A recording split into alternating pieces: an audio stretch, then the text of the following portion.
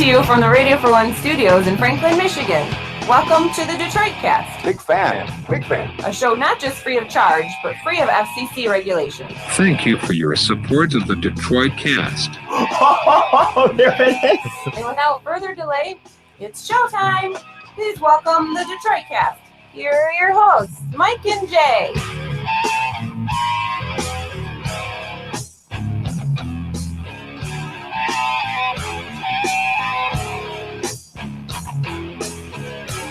All right. Welcome, everybody, to the Detroit Cast with Mike and Jay. Big E, of course, is here. Kadog, an asshole yet here. How are you, my friend? Wonderful, Michael. I'm enjoying the unseasonably warm weather. Yeah, what's going on, man? February. Yeah. Well, the groundhog, you heard what happened with Punxsutawney Phil. I did. That's a harbinger of good news. What is it? No shadow? Saw no shadow. No shadow. So it's an early spring. I think when he sees his shadow, he gets scared and he runs back in and hides. I think that's the fable or the legend. You learn over time that the shadow's not going to bite me or attack me. Yeah. Which it wasn't Phil that bit the guy's ear last year, was it? I think it was. Was it? I think there was a question this year whether they would be actually using a groundhog on Groundhog's Day because of that incident. I don't think it was Punxsutawney Phil. I don't think Phil would do that. Poser like in Cleveland or something. Exactly. It was some USFL version of Punxsutawney Phil that did it. Don't dog the USFL, sir. Well, it's a viable league with viable players. You know what I meant. It's just a notch below. Gotcha. It's a solid hog. And I kind of respect the fact that he bit the shit out of a mare. It's the XFL. It's the XFL, yeah. Is this him? Ah! Look at that. He's like, I'll be damned. I've been bitten by rodentia. Look at that son of a bitch. Play it again, Kadug. Why would you stick him up to his ear? I know. Well, he's whispering. That's what you get, you dumbass. He's still playing along. Is that what he said? Yeah, did he? Is that what he whispered? I love it. I love that little rodent face. See him, he looked a little bit aggressive, but he's excited for spring. Just a bit. Yeah, was that in Wisconsin? Cool. Guy, it was pretty cool, was it? I think they had to release him back to the wild. That son of a bitch wasn't ready for prime time, obviously. No. He didn't know his role. And so they had to let him go, which is a good move. I mean, he gets to run free now.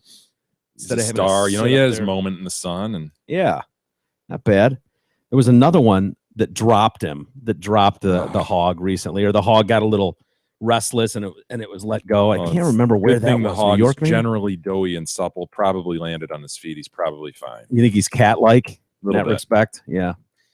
Anyway, welcome to the show, everybody. De Blasio dropped. Oh no, he died of internal injuries. He's not cat-like. The doughy and look at him go. You know what that reminds me of? Oh no. Oh, is he flopping around with a broken neck just like 10-speed did? Look at De Blasio. De Blasio has all these, he's got huge gloves on. Whoa. Oh, he killed him. That's it. You murderer. That's it. The hog is suffering right now. They're holding him as if nothing happened. The hog is suffering internally. That's terrible. Poor hog. Son of a bitch died after that. It's a 10-speed story. It's exactly 10-speed. My gerbil. My brother's gerbil. What happened at 10-speed again? Remember, he flopped. He just fell from a very small distance and broke his neck and flopped around, and it was poor 10-speed. 10-speed? 10-speed and brown shoe. We went over this. I know, but a mere 25 episodes ago or so. Yeah. I don't remember. God, they do this everywhere, don't they? Yeah, they sure do. Look at that mustachioed gentleman with his hog. Everybody's trying to jump on the Punxsutawney bandwagon. Yeah, we've already got Punxsutawney Phil. We don't need more XFL members. Come on. Who are going? It's one thing. Who's appearing for this? Yeah, it's one thing that at Punxsutawney where it's like been a tradition for, I'm guessing, a lot of years, 100 maybe. I don't know how long it's been going, but for a long time. But these ones that are randos upstarts. and these upstarts. Well, it's like Detroit having a tree lighting service or a ball dropping, right? Who goes to those? I disagree with ball drop. No, I disagree with that. It's a different situation because everybody celebrates New Year's. There's parties all over the country. Yeah, and everybody's watching football that night. No, they're not. They didn't actually, according to the ratings. But they didn't. They will. They will. They didn't. And they Establishing won't. a tradition. No, they won't. And they didn't. But no, everybody has parties everywhere for New Year's Eve. Nobody other than at these places. Like I never even remember what day Groundhog's. I forget every year that It's my sister's birthday. Happy I know. birthday, I did Kristen. see that on Facebook. So yeah, February 2nd every year. It's easy to remember. I don't even remember that it's February 2nd. So I don't know who shows up in Wisconsin to watch them with a top hat on. Nevertheless, I mean, Yeah. look at that.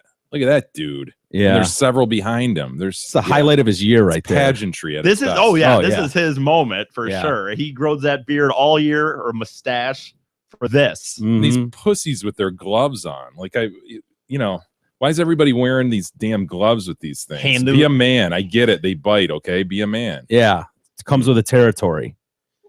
Anyway, a story that's been going around that I've really avoided is the Zika virus. Is something wrong with your No. sound machine? You sure? Yeah. Well, let's see. Having stick his balls up in your asshole. No, everything's good. It's doing well. Is that for Wait, let me- was let that me- for the Zika virus well said. or I just need to test this thing. Let's see if How you know that guy ain't shit? it seems to be working. I'm gonna punch you in the fuck.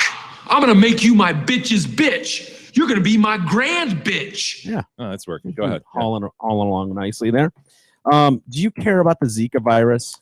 Not really. Are you worried about the Zika virus? Well, I'm concerned. It's a world health issue. We have babies being born with little beetle heads, which is a concern. I think. You mean Beetlejuice heads? Wasn't it Beetlejuice that I'm just did the picturing a shrunken head? beetle. I'm just picturing a beetle with a wee little head. Yeah, But maybe there's a shrunken head on Beetlejuice. I think there's a shrunken head on Beetlejuice. I think they should call it Beetlejuice syndrome.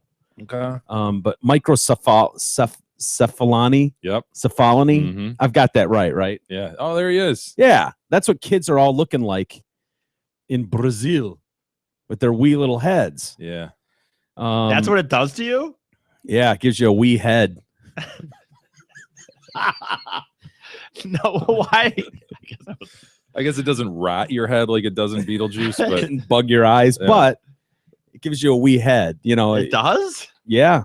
Can I see images like really of these kids with this? Yeah, there's an image right there I know. of 3 people in Brazil that recently Okay, very attained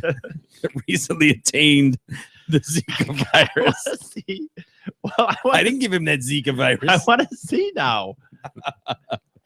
He's got AIDS. I didn't give him Are you those making- AIDS. And when he What had am I those missing AIDS, here? I went to my synagogue and I prayed for him. big Do Magic people- Johnson. What has he done? Can you tell me? Big Magic Johnson. What has he done?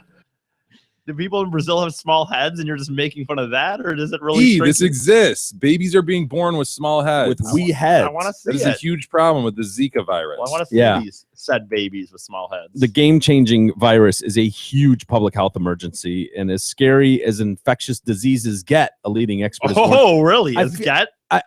as it gets. I feel like we've been down this road. with Ebola. But here's Yeah. the thing, man. Ebola could like kill anybody. It was indiscriminate. Like I feel like this just makes babies with wee heads. I'm not gonna have a baby real soon. So Right. Yeah, sorry. point. I know this sounds monstrous, but I don't really That's kind care of as where much. that's where I stand on it. Where it's Yeah. like, if it doesn't like, we're all just trying to get through this thing, and so the fact that it doesn't affect us personally, because for us, it's like, for a couple days you might get clammy hands and the sniffles, and it's like I think I I've can gotten weather before, dude. I can weather that. That's a storm I can handle. Now, Clammy hands and the sniffles. well, I mean, seriously, So is it seriously worst case scenario is you end up with a baby with a wee head? yeah, it sounds Well, like it. I'm less. Well, that's not a wee head. Apparently, it made his head huge. He trousers now. He pants now. Yeah, wow. Go cry yourself to sleep on your big pillow. On your huge pella.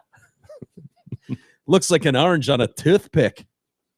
Look at that son of a bitch, huh? Look at those ears. Well, Man, boobs. Yeah, is there a better example?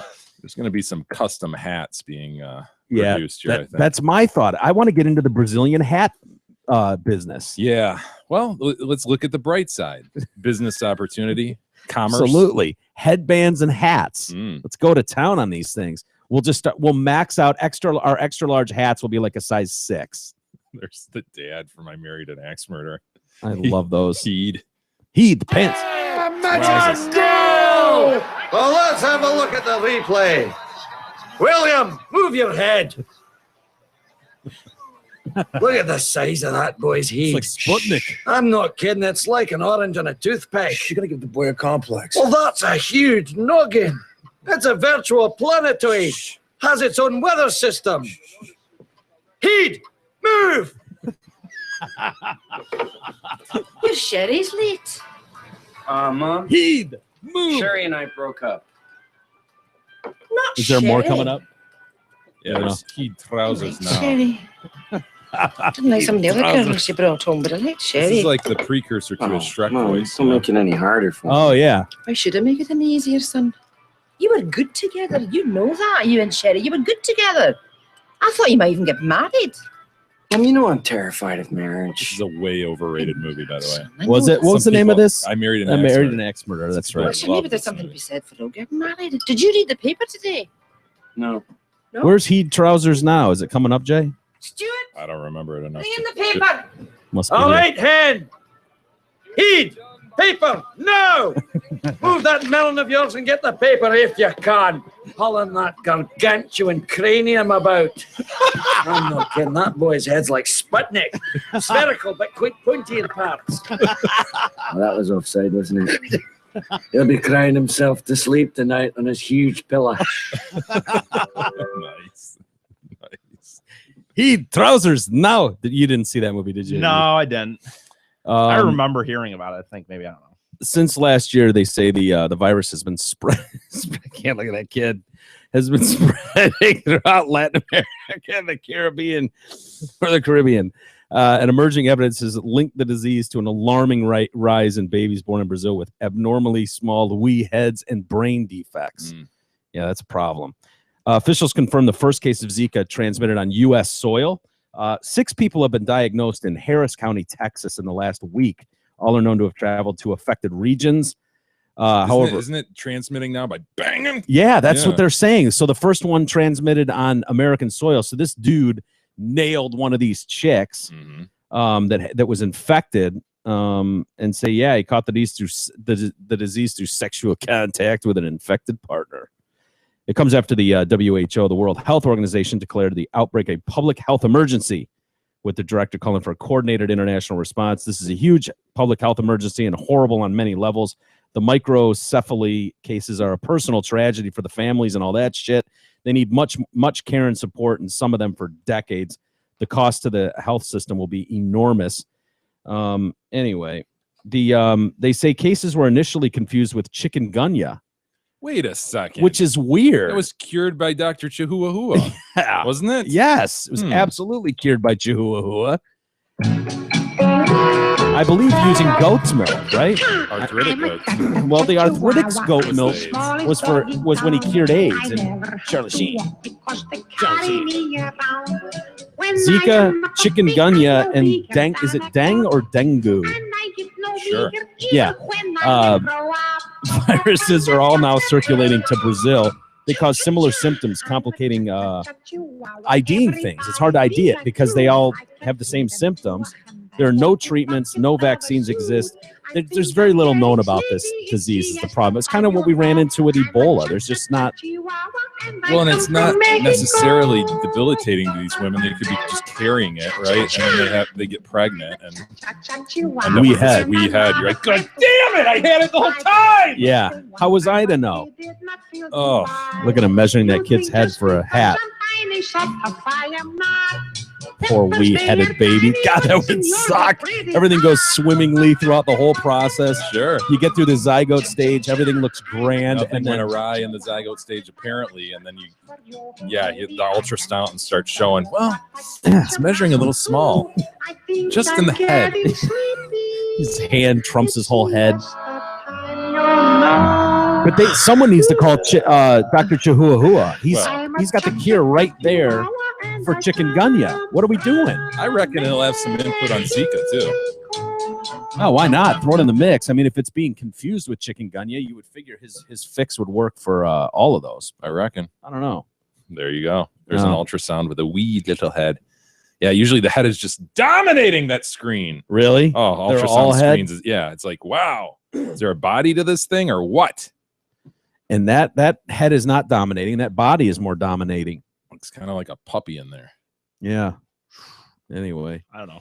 Yeah, they say we don't have to really worry about it here because we have Nice. winter. Well, Yeah, who cares? None of us You want know? kids, so Yeah, and with winter, mosquitoes don't hang out in the snow and in the winter. Well, so we're not really having winter, but Yeah. bang away indiscriminately. awesome. there Wow. you go. And I don't believe it transfers homosexually. Well, that's Yeah, you don't know that. That I really mean, doesn't yeah, he matter. won't be born with a kid with a wee head. It's an obviously, from irrelevant. that. It's an irrelevant remark unless Mm. you're talking to some of the homosexual listeners that we have. Speaking of that, how's TCG been? We haven't talked about him in a while. Fine, I guess. Yeah, I you don't haven't know. been. It seems like we don't hear about you hanging out with him much. I think it's a sensitive subject. No, we have the whole Both been EDM busy. thing going on, which doesn't involve TCG. not right? really. Yeah, You can't feel that We've like he does. just both been busy, I guess. You Yeah. might hang out this Saturday though. It looks like, but That's cool. Where are you gonna go? don't know yet. The plans are still up in the air. Oh, man. Valentine's Day? Is Saturday Valentine's? No, it's not. I don't know. It's coming up. I don't Not know if you guys are Saturday. celebrating early or what. No, I don't celebrate. I never have celebrated Valentine's Day, so why would I this year? Why would I this year? Yeah, it's Start now. Why would I? Hey, Zot Ford is the official auto dealership of the Detroit Cast and Metro Detroit's leading lease pull-ahead authority. They specialize in getting you out of your current lease up to 12 months early, regardless of what you're driving now or how many miles you have on it. They'll assist in terminating your current lease with no penalties and hook you up with your new badass Ford. So dump your overpriced, over-mileage lease and let Zot Ford make your wildest dreams for 2016 come true. Check out their astonishing deals and massive inventory at ZotFord.com. And hey, we had a listener write in, David. Apparently, Zot got him out of a lease recently with tons of miles and got him going in a new car. So he had only great things to say Oh, that's great. That's about good to the hear. hottest sales staff in Oakland County. Yes. Are you guys at all getting excited for the Super Bowl? not No, really. we were talking about that when you were upstairs, Miguel. Really? Don't care. No. Why? I Why actually is that? I actually have been losing steam over this week off. You know, they want to have this week off to hype it up and Yeah. blah, blah, blah. No, I'm caring less and less as the days wane on. Okay, I thought it was just me. I ju- But, just, I but think, have you cared in the past though? no. Yeah. See, that's the problem with talking to you about it because you never really cared. There's been years where I really, really hate one team. You Yeah. know, like Green Bay's in, and I'm like, Oh, screw them. You know, yeah. I want so and so to win. Yeah. And that piques my interest more, peak with a Q. But this year it's like I have no affinity toward either of them or real hatred toward whatever. Carolina, Denver, like, Yeah. God, you know? yeah, I do mean, know. Peyton Manning, okay. I guess I kind of want Peyton Manning, but I could kind of see wanting Cam Newton to win. I don't know. Don't you think Carolina's gonna fucking kill him? I don't know. I have no idea what's gonna. I mean, if I Denver. were a betting man, yeah, I'd say Carolina wins by 10. But Yeah, I would say Carolina runs it up. But if you remember, was it Seattle that was supposed to get murdered by Denver a couple years ago? yeah. And From play Seattle's one, defense. remember, like the first play of the game, Yeah. fumble Into goes the to, end like, zone, yeah. Yep. So who knows? Because this Denver Well, I also- defense is for real. So I also thought New England was going to destroy Denver. I thought New England was going to whoop up on Denver, honestly. on but Seattle, you mean? no, Denver. Seems like the Super Bowl used to be more. last week. in the Okay. AFC It seems Championship. like it used to be more predictable. Like back in our day when I was really into it. Like When the in NFC was so Yes, dominant. Yeah. You could just point at the NFC and be like, okay, we know Frisco's going to win, or Yeah. we know the Giants are going to win, or whatever Mhm. it was. Redskins. Redskins. Yeah, there were some good ones there. Yeah. But now, I don't know. Last handful of years seems like it's. Which is actually I think the better. That's better. I mean, Yeah. the complaint used to be that it was always a shitty game, and it's actually I think that's the one thing I will say is I think the last 10 years, Mhm. I think most of them have been pretty good. Yeah, like games, the New actually. England, New York game. You know, New England goes in there undefeated. Yeah. they're going to roll 17 over and a 0 pretty or 18 and mediocre 0. Giants team who I think barely got in as a wild card, right? Yep. End up making that great catch, near the end. So. Yeah. Yeah. And then the Steelers had a Yeah, they great had- catch against Arizona. Yeah, was it? that was like a last second there has touchdown been some good games recently, even last year. Yeah, right down to last the year, end. right down to the end, the year before or 2 years before with the Niners and Yep, Baltimore. Baltimore was a good game. So that's what's actually kind of funny about it. The games have gotten actually Better, it but I seems, care less care. about Yeah, I it. agree. Except for the last time Denver was there, getting hammered by Seattle. Yeah, you're right. That, I think that it's was a blowout. It's but- a function of where I personally am in life. Like it's just like sports can't take the front seat like it used to. And Yeah. I think, Mike, you might be growing up too, because you've referenced that this, scares me. in the last few weeks, how Yeah. other things are taking more of a priority. Dude, I'm not even kidding. Usually I would be watching Media Day like the minute I got home, like all day. I would be watching those storylines, and ESPN would be on all day, and you'd be watching the same dumb interviews all day. And I just find I'm not excited to do any of that at all. But it's, I don't know. I would say though, I said to Jay, I mean, this is obvious. I get it that this is, pretty clear, but if the Lions were in this, they, if the Lions had ever made it to one of these things, dude, I wouldn't be able to sleep the whole week. Yeah. That's how excited I would be. That'd be a total game changer. Right, of It would course. feel like the Wings and, 89 and crap. That goes without saying. Or 97, 89, what am I talking about? But it's just but dude, I'm telling you, the other piece of this is if it were on a Saturday, I say it every day, but it's true, man. I would be more invested in it if it were a Saturday. I'd go, yeah, let's do something. Let's go to so-and-so's house. Let's watch this. Let's because get you're together. right. I mean, it always Being a becomes Sunday, this thing. dude, like, yeah, it's always this thing where you're trying to wrap it up and go to bed so you can go to work the next day. That's really dumb to me. I know it hasn't held the Super Bowl back. Apparently, it's the biggest. No, it tends to do okay. It does tend to do okay. Yeah. But I'm telling you, it would do a third. It'd be 33% better if it were on a Saturday. For you, for tons of people, I really Yeah. believe that.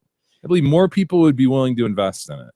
the problem is, I guess they already are. So Yeah, I don't know. That's a good question. You're looking at me Maybe- like that's crazy. Like, No, I don't think it's crazy. It's just it's almost like a national holiday already. I mean, Super Bowl Sunday. It's move it to a huge. Super Bowl Saturday. I mean, SS. what? Yeah. Like, Super Bowl dude, SS. Super Bowl Saturday, and then nobody has to work the next day, and it's game on, man. Yeah. Why wouldn't they do that? Dude, it's funny. Yeah. Just tradition. I don't know. Yeah. I guess there was a time I was really into it because I do remember times with the Super Bowl, even like as outrageous as the 8-hour pregame was. I remember times when we would be having a party and I would have it on and be watching the pregame all day. And I don't know what I was watching. But I did, and I don't anymore. But I don't know. Yeah, I'm hoping to get into it as the week goes on here, start getting into some of this stuff. I haven't heard a ton of hype about the Super Bowl commercials.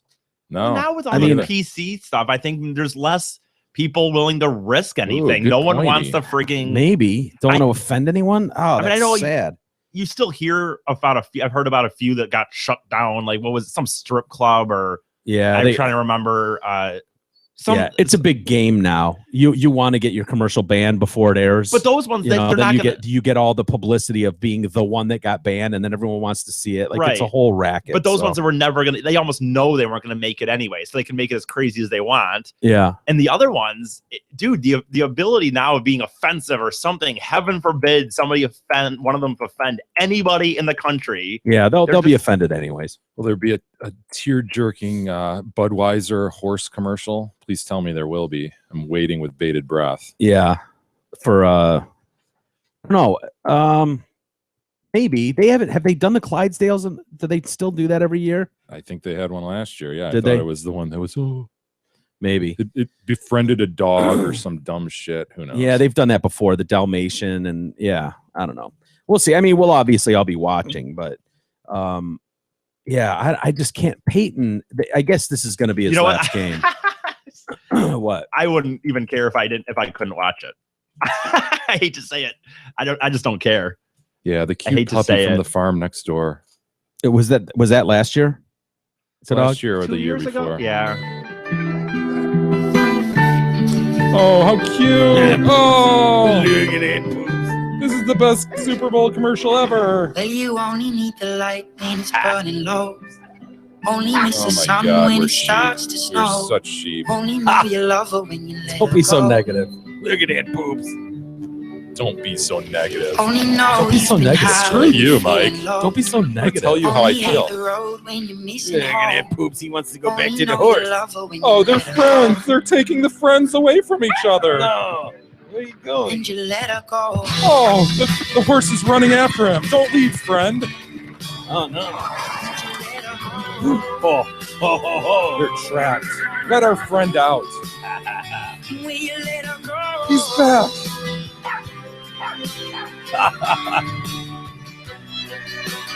I want a Budweiser. Best buds. Yeah, we're best buds. Nauseating. Make me barf. That doesn't bring a twinkle to your eye, a little tear. I like it. So stupid. Yeah, I don't mind that either. I like the ones with the animals in them. Surprise. Anyway, it looks like Peyton Manning, his reports are coming out that he's leaked to his inner circle that this is going to be his last game. It should be his last game. Yeah. He kind of stinks now. Now that he doesn't have HGH to lean on, I mean, he stinks. The NFL is looking into that, by the way. Wow. You see that? They are. Yeah, good time to leave, I guess. Yeah, time to bow out gracefully. I don't know. We'll see where that goes, but they're definitely going to look into that. They're looking into that story. Of course, it'll be after the Super Bowl. They won't be doing anything now, but well, people who haven't followed the Broncos closely this year, isn't it true that they wouldn't be there without their backup? I mean, Brock Osweiler, he was out much of the season, and so the notion that like Peyton Manning got him the Super Bowl, untrue, false. Yeah, very much a falsehood. And he's looked weak most of the times I've seen him play. Has not looked that strong. I mean, they've just leaned on that defense. It's kind of like Elway's last couple of years, where they leaned on the defense. They had a great running game, and he won a couple Super Bowls as an aging. I think he's the oldest quarterback to win one at 38 or something. But yeah, Ian Rappaport is saying it's likely this will be the last one. The reality is he let the cat out of the bag a little bit. I also know he has told close friends that he expects this to be his last game as well. Well, if he wins, by the way, shocked by that, right? And seriously, I'd be shocked if it was anything else. I know. Other than that, you've made the Super Bowl. Yeah, it's crazy to think of coming back next year if you're him. Well, and if he somehow wins, then it'd be stupid not to quit, right? Stupid. I think. I mean, yeah. Why risk any more injury? Anyways, you've made the money. You've got your dumb Papa John stuff. Can those commercials go away yet, please? Haven't seen that. The Papa Johns don't bug me as much as the what is it? Nationwide. I see that one. I don't mind. What is it, like Big Comeback starts right now? He's playing the ping pong and shit and everything. He fucking singing to the song. Yeah. Ping dong? Dong pong. It's dong pong. Do you think Peyton will have a crying retirement speech? Remember Elway's? No, I don't remember Elway's. Yeah, Elway struggled a bit. Here's Johnny. Here's Johnny. This might be the most incredible snort in the history of snorts. Thank you. Yeah. It's awesome. It said no parking. It said postal customers only. Now it's 9 o'clock at night. And there's other cars parked in there. What's that? This must be okay. Now I walk 3 blocks to the restaurant. Wow, he's pretty important.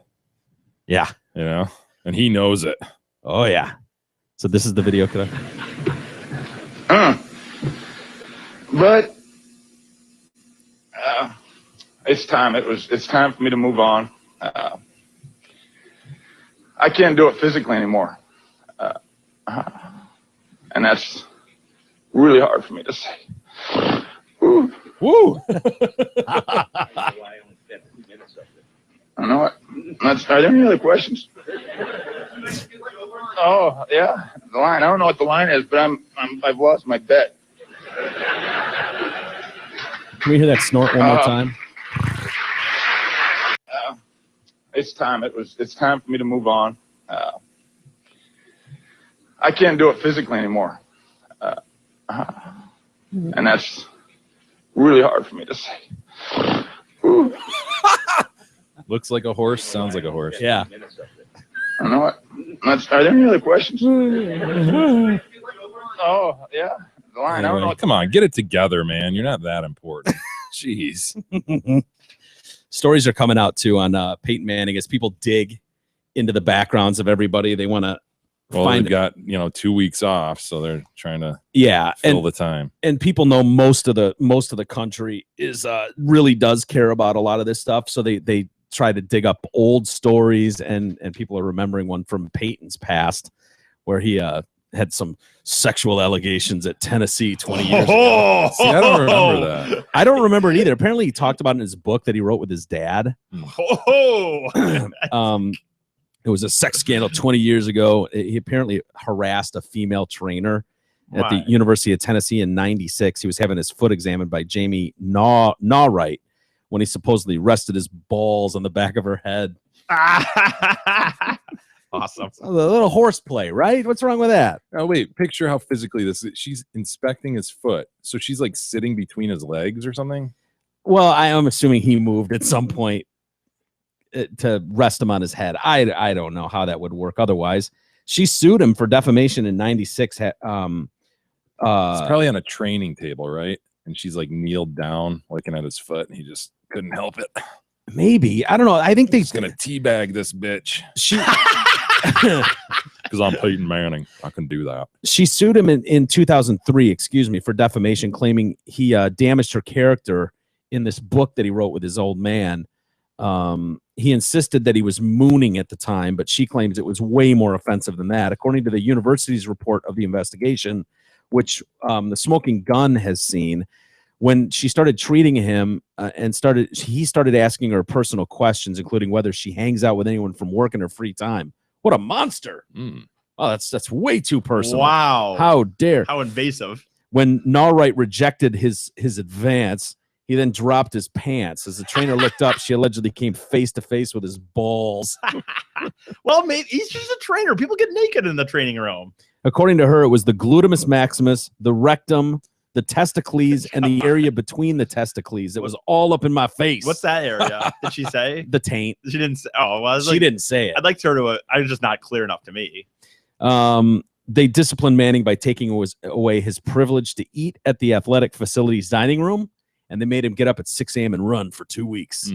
So he definitely backed into it. This was not what I was surmising, like training table kind of just. Yeah. Yeah, he backed into that face somehow. So he asks her, "You hang out at work." She doesn't really like it. So she down bends down come for the drawers. she bends down for some reason, and he says, "Oh, I'll show you."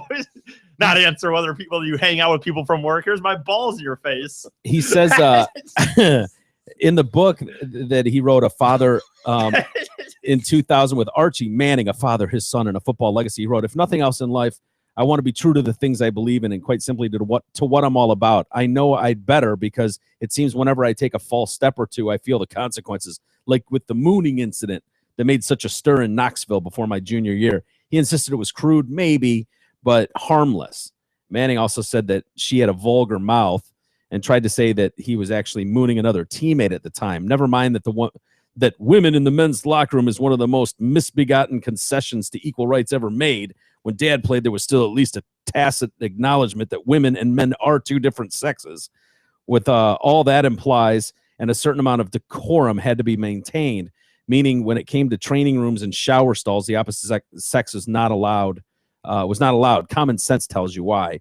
Nawright and Manning ended up agreeing on an out-of-court settlement in 2003 with a total confidentiality. But then I guess they did one of those NFL ESPN Classic Sports Center series, Peyton Manning, and he talked about it again, was sued again and settled again with her. Wow. So yeah, I don't know. It sounds like he rested his balls on her head. Yeah, that happens. What are you gonna do? Boys will be boys, right? Hey, I don't know. This is kind of football news. I don't know if it's interesting to you guys. It's interesting to me personally. The Lions are raising season ticket prices again this year. I don't know the season they just had. How could they not? I know another the finish they had. Come on, guys. 4.1. I don't know. It's 4.1. It just said 4.1%. It says like on an average, it's about $86 if you're getting season tickets. I don't know. We don't. Don't they do it every year? Like, is this normal course? Not necessarily. I have no idea. Not necessarily. But it's just. I guess I get it. Do things just go up naturally? I don't know, but it just seems crazy to me. Another 7-9 season, and that's when I stopped buying them.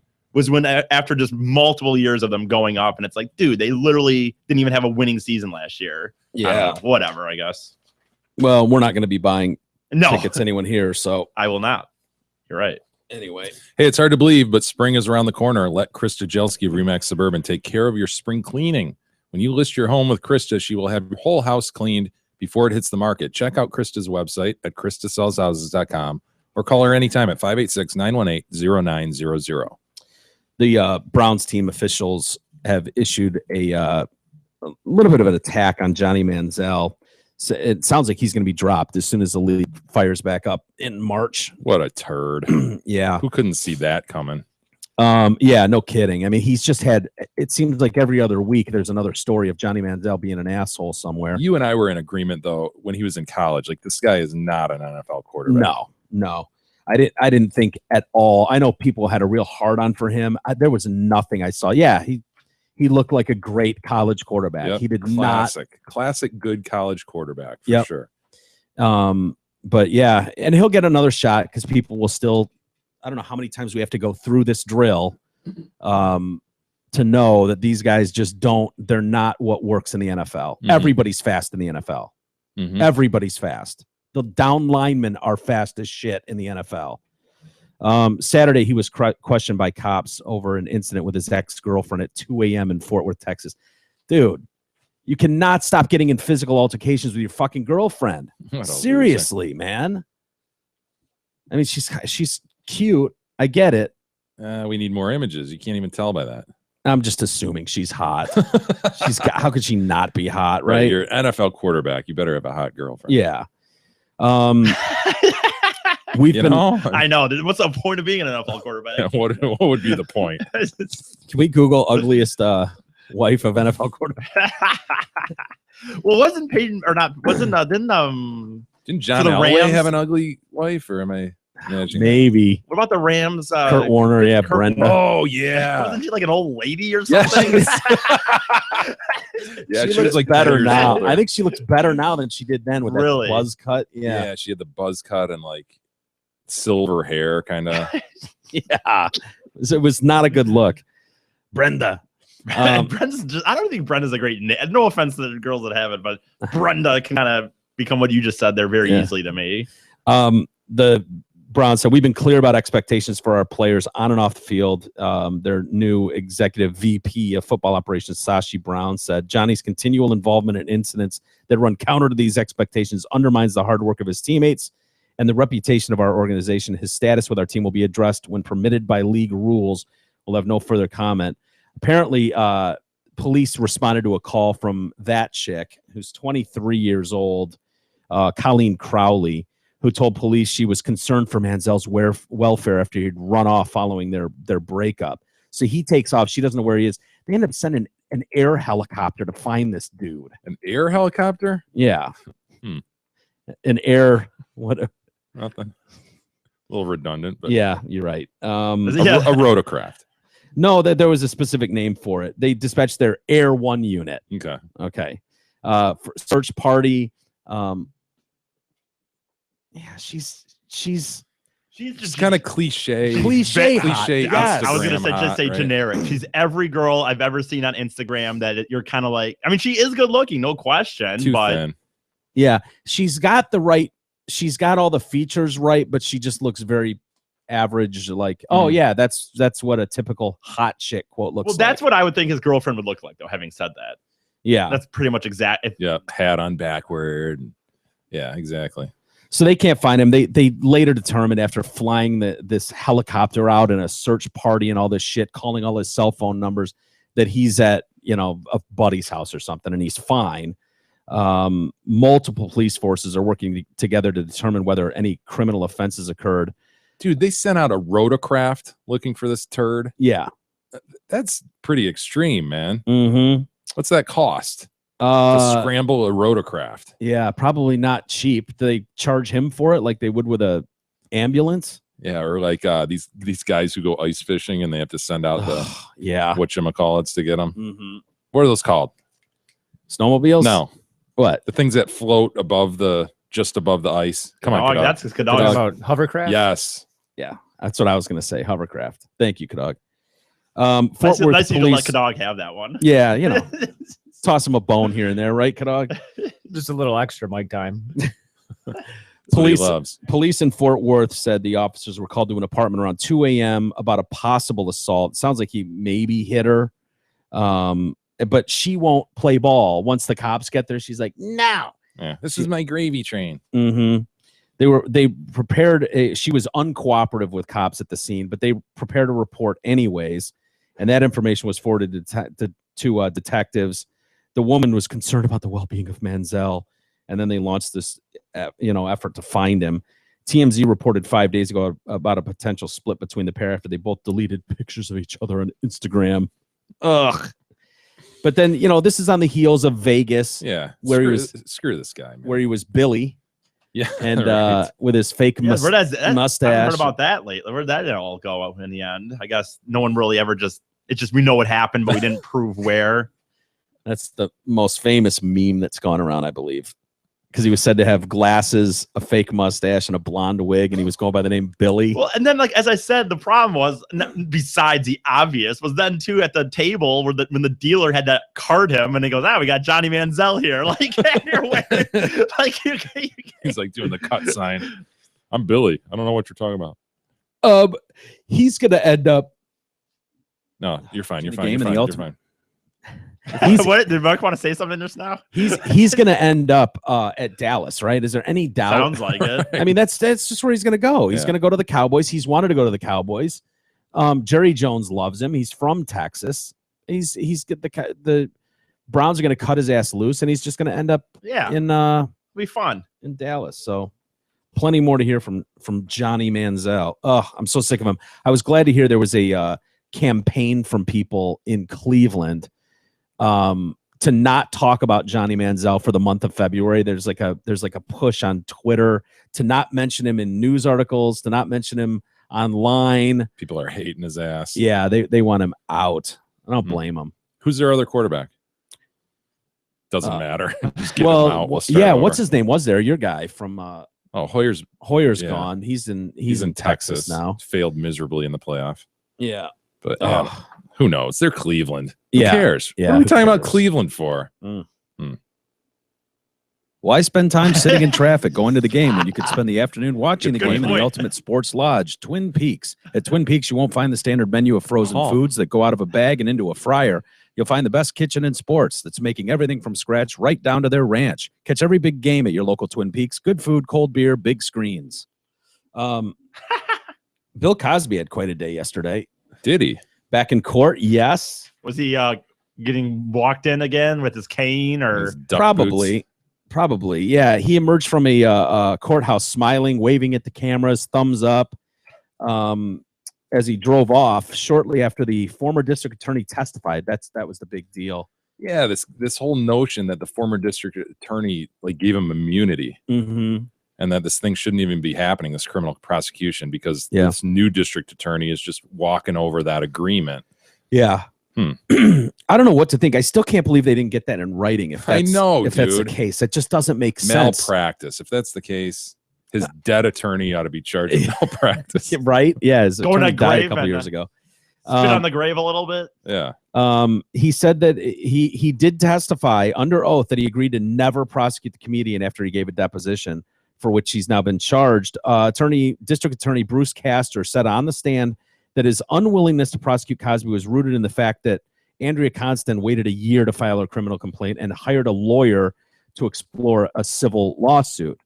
The former DA said he also believed his decision to give Cosby immunity would free him up to testify in the civil suit without fear of repercussions, and that despite his own wishes, his actions are binding on the successors and forever closes the door on prosecuting the comedian. The current DA said there's no record of this agreement. Castor said he found serious flaws in the case and declined to bring charges. He said he made the decision as a representative of the state, as the sovereign, and that it would last in perpetuity for all time. Yes, he said when pressed on it. He suggested that Cosby and his lawyer at the time had the same understanding because Cosby later agreed to testify without invoking his Fifth Amendment right. Cosby would have had to have been nuts to say those things if there was any chance he could have been prosecuted. I did not believe I was just to go forward with the criminal prosecution, but I wanted there to be some measure of justice. I was hopeful that if I made Miss Constant a millionaire, and which is what he supposedly did. Now the details haven't been disclosed, but the two lawyers did not have an agreement that Cosby would testify. So why would Cosby testify then? If that wasn't part of that initial agreement? I don't know what you mean. So the prosecutor says, let me see if I can make sense of this. He said the two lawyers did not have an agreement that Cosby would testify. So he wasn't being forced to testify under oath even though he said I'm not bringing charges. So why would Cosby testify? I don't know. Yeah. Mr. Phillips never agreed to do anything in exchange for Mr. Cosby not being prosecuted. I thought making Mr. Cosby pay money was the best I was going to be able to. Oh, you're asking why he would testify in the civil suit? Yeah. Because you have to. You don't have, I mean, why would he do anything other than say Fifth Amendment though? Yeah, I don't know. I see what you're saying. But here's what I wonder if this prior prosecutor thinks there's still serious flaws in the case. Understanding at the time when the case came to him, he's going, all right, this chick didn't complain about this for a year.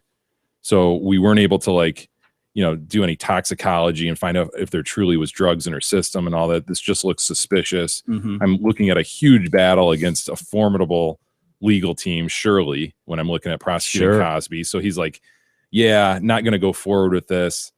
And his statement is, I'm granting him immunity from prosecution so that this lady can just go forward with a civil case and win some money. Right. And therefore justice to an extent is being done. I can see that, but I wonder, knowing what he knows now, what Cosby did testify to in terms of giving drugs to this chick, whether he would think differently. Yeah, that's probably the $1 million question, literally. Yeah, I don't know. He says Cosby would need an immunity agreement in writing to get the case thrown out. He says this guy claims there's no evidence that one exists. Castro defended his decision, testifying that he saw Constance's year-long delay in reporting the allegations, inconsistencies in her statement, and her contact with a lawyer before going to police's red flags. Her delay in going to authorities was of enormous significance. He said it thwarted his ability to test her hair or fingernails for evidence that she was drugged. I decided that because of defects in her case, the case could not be won, and I was going to make a decision that we would not prosecute.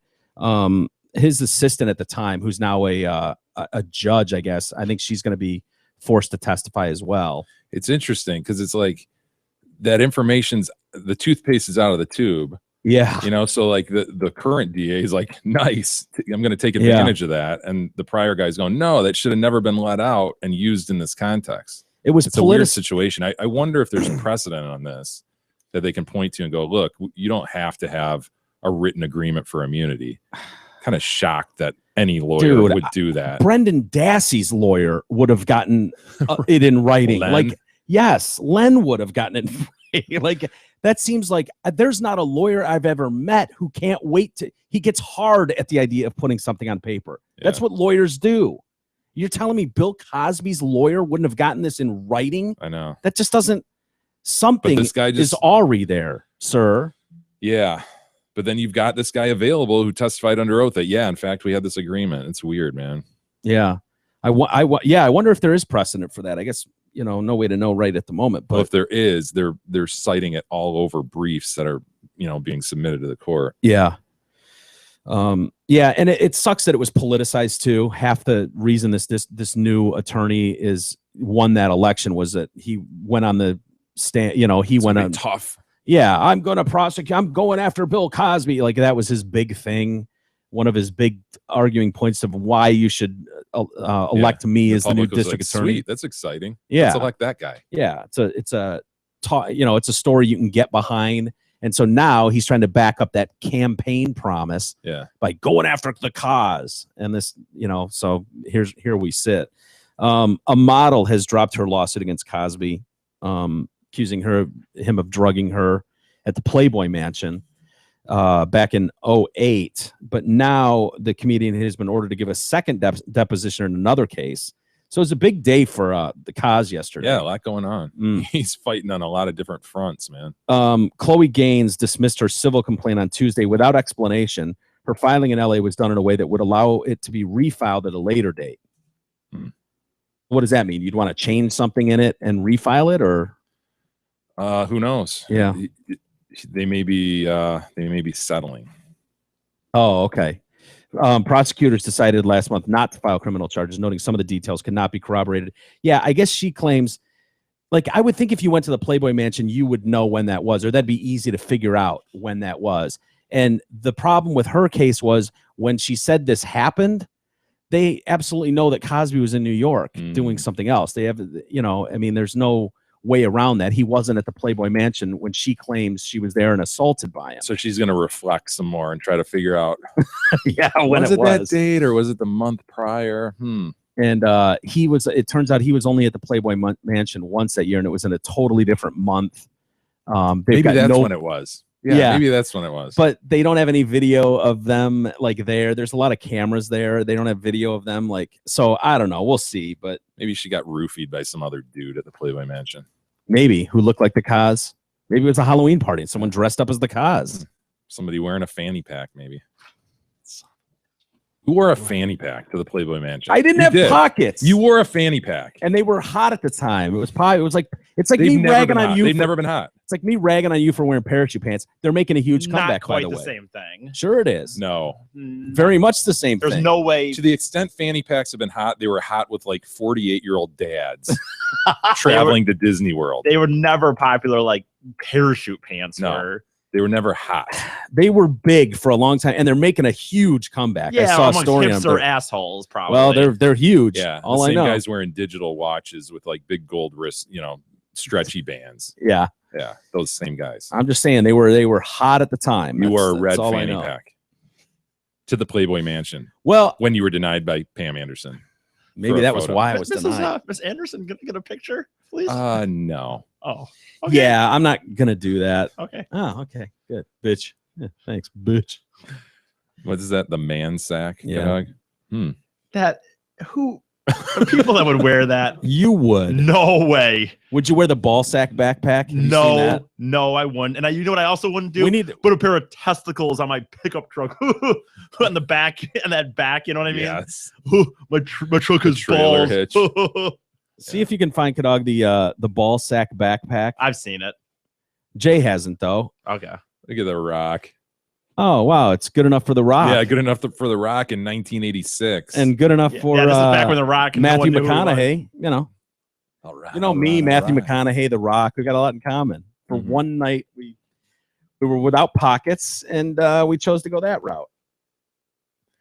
I know neither of them are fire engine red. It matched my outfit. Uh-huh. I was Uncle Sam. I was wearing red, white, and blue. So you went out and bought. Oh my gosh, that is a ball sack backpack. Gross, man. Yeah. That's really gross. Isn't that gross? Yeah, dude. Ugh. Yeah, E would wear that. I didn't. Yeah. No, I wouldn't. No, Yeah, I you would might. not. No, I would not. What were you gonna say? One of you was about to say something. Oh, I don't even think Dickheadless. most women think that balls are like. Who thinks balls are good looking? Like Nobody. nobody. I feel like They have no. Everybody just copes with them. they're just there. Well, they have no real function outside the body. They seem like they'd be way better served inside. They're very sensitive. I mean, it almost begs to be used in some fashion for teabagging or whatever, or showing off to course. friends and family. That's really the only reason. I mean, what else is there? Yeah, it's all aesthetics, and the aesthetics are not good. They're not. It's not a pretty sight, even if they're shorn down. Although, if It's you just didn't not- have them hanging there It would behind be a your little noose, it weird. would be strange. Yeah, but What that's would all it you know. It's because that's all you know about. Yeah. You know, Yeah. You need that backdrop. you think? Otherwise, then there's just some literally a rod hanging out of your body. Like No, I don't God, know. a panoose is weird enough. Like hanging. Man, it's all weird to come me. to think about it. Yeah, I think we'd be better with just a noose. No, I think you need that backdrop. Yeah, but you think that because that's all you're familiar with. That was something that was internally done. If that was, You're just thinking of how yours would look bigger if you didn't have the backdrop. you think? Yes, I don't think that's what's it. compelling you to vote for the non-bald panoose. I just think there's nothing good from a sack except for the backdrop. I mean, we're used to it. That's all there is to it. We're used to it, but it doesn't look good. Look good, but you're not partial to the slow kneading of the nutsack. Well, I sort of am. You get the thumb and forefinger going on a particular spot. You know, this whole thumb and forefinger thing. I'm not getting this. Yeah. Anyway, so yeah, Cosby, to wrap up Cosby, he's got to do a half-day deposition coming up because of the Judy Huth case. apparently. Yeah, he was obstructionist in his prior one. So so the plaintiff complained, so he's got to go back. What does that mean? It means he was being a dick and wouldn't answer questions he should. Really? Yeah. Huh. So the judge, so plaintiff brought a motion. You got to come back. He was killing the clock, is what he was doing. Oh, and then I have to be here for a certain amount of hours, and so filibuster no, away. He didn't answer X, Y, and Z, and the judge agreed. So he's got to go back for half a day. You would think you could make that case in the moment when it's happening, or they're probably trying to make him answer, and he's just not. Yeah. He can't put a gun to his head. Anyway, why don't we take a quick break? Collect our thoughts. Yeah, and the OJ movie premiered last night. Well, it's a TV show on FX. 10-part series or something like that? Something like that. Yeah, 7 to 10 parts. It's got to be. It's a story with many branches. Yeah, it sure is. So we'll get to that and much more next. The Detroit Cast continues after this short break.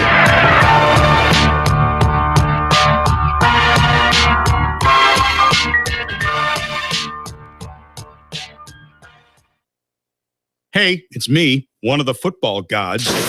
I could make your team's season or break it. And there's no better place to catch me in action than Twin Peaks. That place is football heaven, and I should know. I'm a god. At Twin Peaks, you won't find the standard menu of frozen foods that go out of a bag and into a fryer. You'll find the best kitchen in sports that's making everything from scratch, right down to their ranch. My thoughts exactly. So spend this season at Twin Peaks. I command it. Friends, it's me again, Steve Gabarro, the general manager at Zott Ford and Holly. The nasty cold grip of old man winter is upon us, and there's no better way to beat it than driving a new F-150 from Zott Ford. Lease a new 2015 F-150 Super Cab XLT 4x4 for just $288 a month, zero cash due at signing. Or you can buy a new 2016 Ford F-150 for as low as $24,200. Yes, I said buy a new F-150 for as low as $24,200. Folks, these deals are hotter than the water in Big E's mop bucket. So please hurry down to I-75 at exit 98 to take advantage of these smoking hot deals before they take a knee like Big E.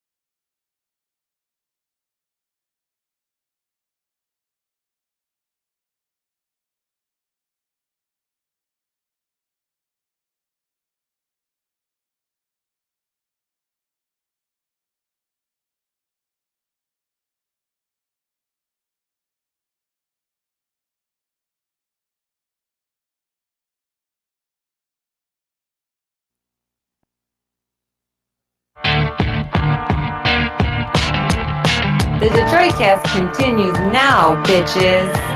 Here's Mike and Jay.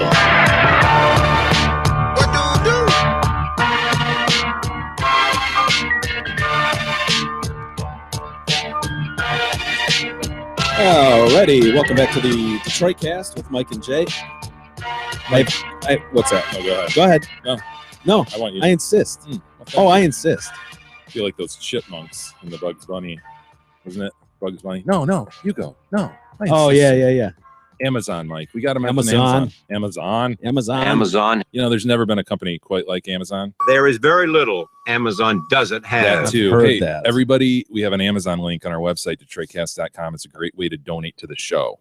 The deal is you shop as you normally do by simply entering Amazon through our portal, and Amazon. we get a little bit of a kickback. So please use that link. Amazon. And thank you to everybody that has been using it. Thank you to everybody that's been donating to the show. We've seen that. There have been it's been very helpful. So continue it and thank you. I have great news, Jay. I have dynamite news to report today. For once? Yes. What's up? It's not about a child being raped or murdered, a baby being shook to death. No microwaving babies? No microwaving babies. It's not about race issues in the country. It's not about migrants fingering all our women in Europe. This is truly a historic day and great news. The San Francisco Jacks have renewed their lease. Woo! I saw that. They Way to go, got it Jacks. done, Way to go, guys. Jacks. They are Well staying done. at the Power Exchange, I believe it is. And Big E, we are going to find a way to get you on a flight to San Francisco to attend your very first Jacks meeting, sir. We're doing it.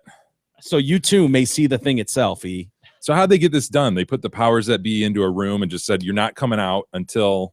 Literally, CUMMING. Number one, you whack off. Number two, you get a deal done. Get it done, gentlemen. Make it happen. And they did it. Yeah. Well done, Jax. I am so thrilled. Same place, same schedule. I was worried about sending E to a place. It's like, oh, now they're at the family YMCA, right, having their jack off sessions.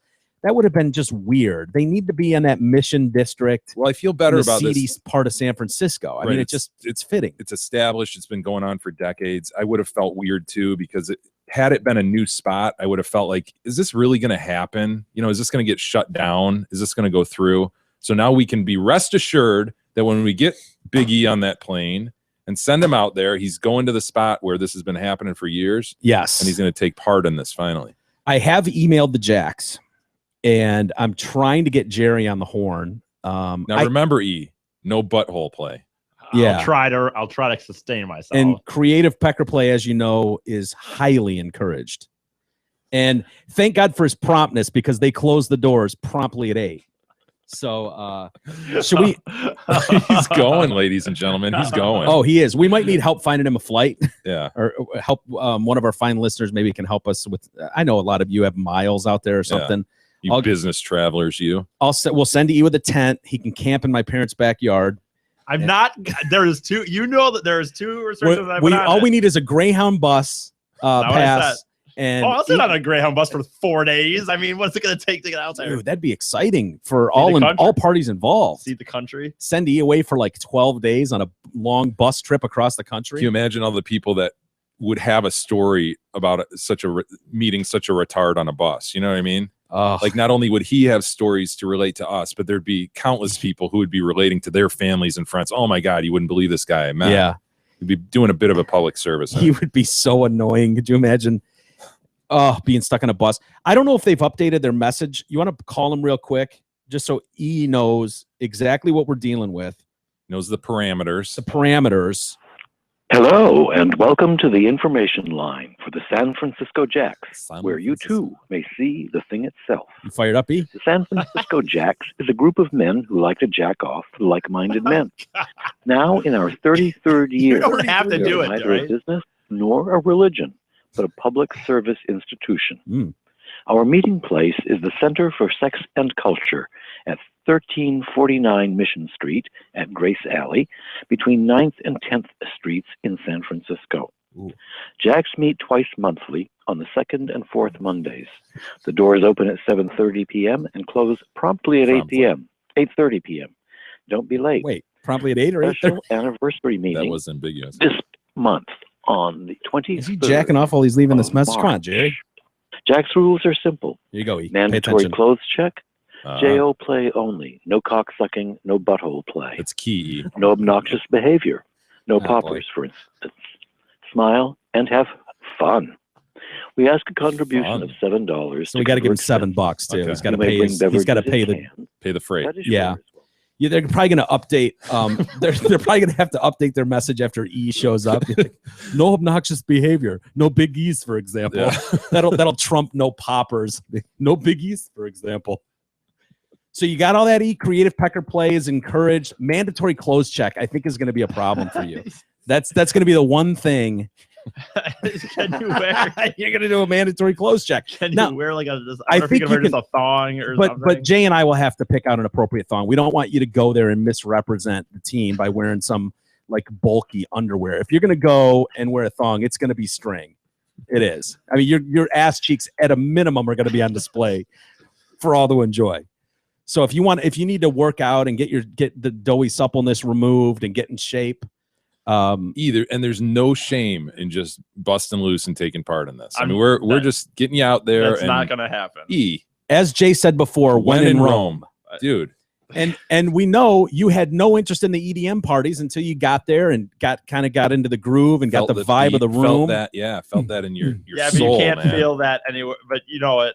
There's certain things I don't need to be burned on the stove to know that I don't want to be lit. I don't need to be hit by a train. to Says know the I guy don't who wanna- lit himself on fire. Well, yeah, that's true. But I don't want to. Well, but I don't want. I don't need to be hit by a train to know that I don't want to do it. So, Well, I'm just saying, you don't know until you try it. And I am extremely excited that the Jacks have renewed their lease. This is no train collision here. E. You whack off excessively. You enjoy that activity. Why is it so hard to believe you might enjoy it with I other could say- like-minded individuals? what about you? I mean, you guys like getting. Yeah, but the deal is masturbated, you're I mean. going. Yeah. You're going. And Jay doesn't need to masturbate. He's And got. if I was going, who knows what would happen? I wouldn't, I wouldn't take that off the table. Well, Yeah. I will just be there as a reporter of the situation. I've got to. Well, here's the thing, though, E. They might not be partial to that, so you can't just go in there going, "I'm just gonna watch," and they might be like, "No, dude." Well, then Yeah. I'll leave. I guess I don't know. Yeah, we're not fishing a gonna. bowl. We're not here, gonna so- not gonna this. E. I'm not going to jerk off. I'm another not gonna. guy. I'm not Then gonna don't send you out then there don't. I'm if not you're jerking. not willing I'm not to at willing. least have an Okay, then open I'm not. mind That's about fine. this. Yes, I'm you not. need an open Then mind. I'm not going. I said initially I was only No going one's to watch. making you jack off. We're just saying have an open mind. You don't know until you get there. I wouldn't know until I get there. Jay wouldn't know until he gets there. At least we have an Whatever. open mind about Fine. it. It'd be tremendously exciting. Sure. You don't know. You're right. Fine. I thought this was great news for everybody involved. I thought he was ecstatic to hop on a plane and go to San Francisco, stay in a hotel room, be around a bunch of like-minded men. They're not they like-minded, though. They are like-minded. They love jacking off just as much as But you they- do. No, you know this. What this is? They like jacking off other dudes.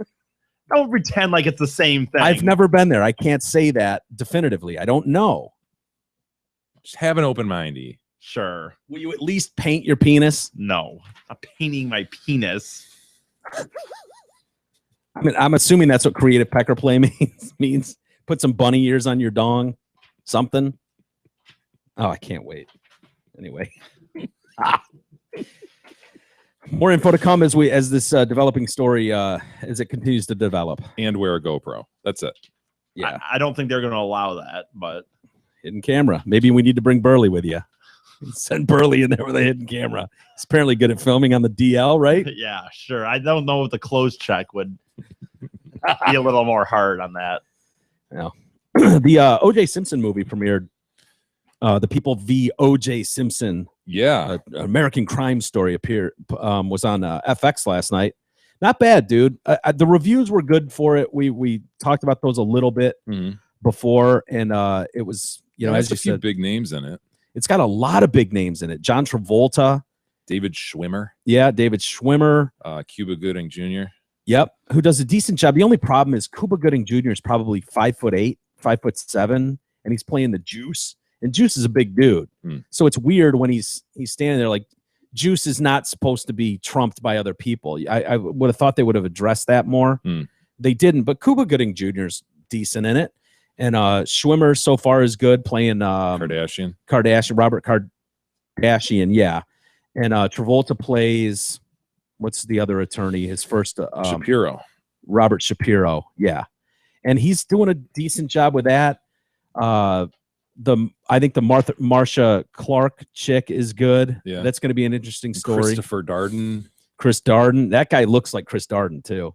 The Cochran guy, I'm still on the fence about, as is OJ. OJ was like, I didn't buy this guy as Really? yeah, I don't think he was crazy about him, but he thought Cuba did a good job, I guess. Johnny Cochran with the knit cap. Yeah, I was. That wasn't a high-speed chase. That was a low-speed follow. That's where we left off last night. Juice has gotten in the Bronco. Okay. And we get a glimpse behind the scenes. What was going on inside the Bronco? Yeah. With AC, Cowlings. Mm-hmm. God, man, what a crazy story that was. Oh, yeah. Insane and there's like story. a whole generation of people who didn't follow that or that wasn't part of their life, man. When was that? 22 years ago or something? Or 20? Yeah, it was 94. 94. So how long ago? 20, coming up on 22 years ago. God, man.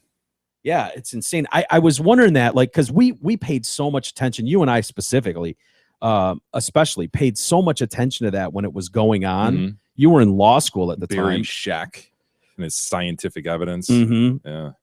It's And good stuff. the drama about it. I mean, it was an absolute circus in front of that Los Angeles courthouse. Yeah. Circus. For months on end. Yeah. I mean, for the length of it was so remarkable. Just kept droning on and on and on Yeah. and on and on. And Yeah. with every day, it was just benefiting the defense because the jury's like, ugh, yeah. get us out of here. Yeah, DNA was in its infancy at the time, so nobody knew what that was, and they apparently didn't do a good job of explaining that. But didn't they say that there was a 1 in like 2 billion chance? There were less people on the planet than the odds that it wasn't O.J. Simpson that killed her or something like that, according to the DNA or some shit.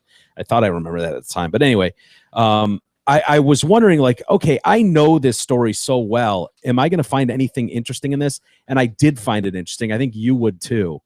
Kind of getting that behind the scenes, like what was going on. Yeah. With OJ when he's in the house and his lawyers are talking to him, and when they set him up to do the lie detector test. Yeah. Off the record completely. It's not admissible anyways. And Juice sits down and this guy administers this test, and they're like, they come back with the results, and Kardashian and Shapiro are sitting there waiting for him, and they're like, yeah, your boy took the test. It measures his blood rate and his adrenaline and all this shit. And they're like, how do you do? And they're like, he got a -27. It is the worst score in the history of the polygraph. Oh, shit. And then Juice is all mad at his lawyers. Well, God damn it, my wife just died and shit. How do you expect me to react? Were they asking me all these sensitive questions and shit? Why? Sensitive questions like, where were you that day? Yeah. How'd you get that big cut on your finger? Right. Yeah, it's funny though, man. So yeah, he's just gotten into the Bronco and is heading down the freeway as the cops show up to arrest him, and he and AC. So that's where it left off last night. But it's going to be an interesting viewing thing. Marsha Clark got contacted by some media outlets and she said that had OJ been white and not a celebrity, he would have absolutely been found guilty. She believes. Interesting. Yeah. She says that if he wasn't so well known, he would have as well. Clark said her frustration at accusations that evidence was planted to frame OJ. She says that that's total bullshit, that Furman was planning evidence. I wonder if after making a murderer, though, whether people would view this case differently, be more open to that idea. Yeah, I reckon. Good question. I don't know. Because it seemed very outlandish at the time. Yeah. That Didn't cops would, that cops would be planning evidence. Yeah. Especially against the Juice. Like, you got to remember, like, if you weren't living during this time and leading up to it, you got to know, like, the Juice was universally accepted as this rock star. Yeah, I mean, he beloved. He was very much, if not beloved, liked. He was beloved. You'd look dude. at him He was a huge by many, star. but at the very least, you had a positive reaction to the Juice. Oh yeah, it's O.J. Simpson. Sure. Yeah, he's a good guy. Would be sort of like your take. Mm-hmm. So this notion that he was this black guy, like he was one who kind of like, you didn't think about race for sure with the Juice. Yeah, he famously actually said, "I'm not black, I'm OJ." Yeah, it was like, definitely. There were people like that where you just, the race didn't even come to mind, and like the first 10 things you would describe as like, all right, first 10 thoughts about OJ. Be like, running through the airport, jumping over stuff. Buffalo Hertz commercial, Bills, 2,000 yards. Yeah, Naked Gun movies. You know, you'd go through all this thing, and then black guy. And so for them to hang their hat on that was just incredible. Mm-hmm. Well, she describes that. She says, how does she say? In downtown Los Angeles, the issue of race was ubiquitous. It was in every case involving an African-American defendant. It was virtually ensured that the defense was going to make race an issue in order to get the African-American jurors to mistrust the evidence and mistrust the police. They played on the racial divide when it came to law enforcement, and that happened as a matter of course. I don't think I ever, think about this, I don't think I ever tried a case in downtown Los Angeles involving a black defendant where that was not the centerpiece of the defense's strategy. And there was a reason why that strategy could work, because there was so much injustice. African-American defendants had been mistreated in cases, so it became a challenge in every case that we had to face as prosecutors, that we had to prove that this wasn't the case of a racial injustice. It was after the big riots. What were those in 91? Or no, it was 2 years earlier. It was 92. Yeah, right. The Rodney King beating, and so racial tensions were high. Yeah, so that case was lost when they moved it from the rich Santa Monica or Brentwood to downtown. Yeah, huge. In the Simpson case, I knew it was going to play a factor for sure. How big a factor was the only question, and it was answered almost immediately. Clark says Simpson had transcended any racial divide, and points out that he himself was famous for saying, "I'm not black, I'm OJ," and that's true. He had made it in the white world, and police officers loved him. Nicole had called 911 when he abused her several times, and the police never arrested him. I mean, everybody dug the juice. And when the story was aired that the defense was going to claim Furman had planted the glove, we realized just how big a part race was going to be in this case. Many saw the accusation that Furman had planted the glove as the turning point of the trial. She says, Clark says to this day it frustrates her, as it would have been physically impossible for Furman to do this in the timeline of the evening. Furman was the 21st police officer on the scene, so at least 20 officers before him had seen that there was only one glove at the scene. He could not have physically done it because he wasn't there in time, and all of these other officers who didn't care about Mark Furman, they would have had to cover for him anyway. And Furman, of course, was focused on because he had that history of saying the N-word on a series of tapes. Right? Yes. So he was immediately, here's the bad guy. Mm-hmm. And he hates black people, and therefore this is the guy that's going to plant all this shit. Right. They didn't know Furman. They wouldn't have covered for him. Not only was it not physically possible, it was also illogical. When Mark turned up at the scene, he didn't know if there was an eyewitness, an ear witness, or whether someone was walking into the station at that moment to confess. So he's going to try to plant evidence when he has no clue what's going on. It just didn't make sense. Point, man. That is a great point. Can't believe I haven't heard anyone say that before. That's a dynamite point. You would have no idea what's going on at this scene. In hindsight, everybody knows what happened, but at that moment, that's a great point. We were not confident going into the trial at all. It always surprises me that people might think that we were. Yes, we had a lot of physical evidence, but they had already floated the impossible story about the glove, and that had gained traction. Back when DNA was unknown to people, I had handed DNA cases at the time, but it was not understood. We take it for granted today. Another unprecedented part of the Simpson case was the personal scrutiny the lawyers faced. In particular, Clark is a 40-year-old woman. Her choice of clothing, hairstyle, makeup were scrutinized daily. There was a tabloid that published a topless photo of her from 10 years earlier. I don't remember that. I don't remember Marcia Clark's titties being on display. Every part of that case was picked apart. There were characters that came out of there just unbelievable. All Juice's old girlfriends and shit. It was just crazy times, man. Paula Barbieri. Yes. There she is. There's Clark. Oh, wow. Oh, it's a full frontal shot. Yeah.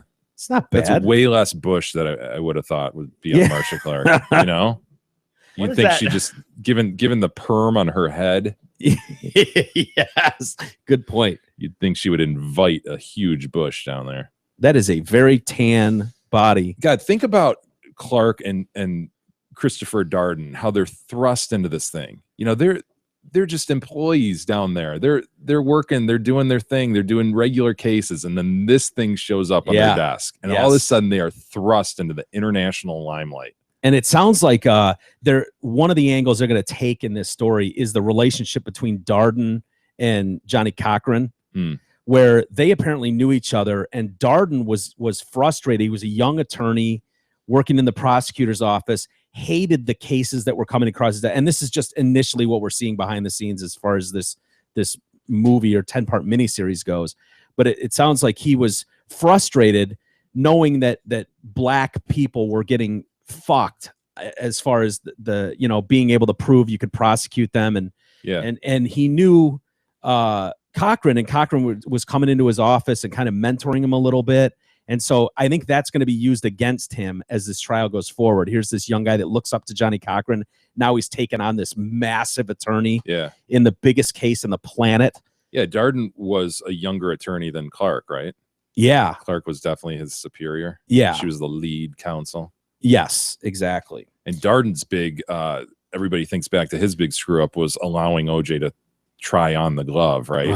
And then he did the whole thing where he's spreading his fingers like, and he's wearing a glove underneath it. I can barely get this on here. And if it doesn't fit, you must acquit, right, Mike?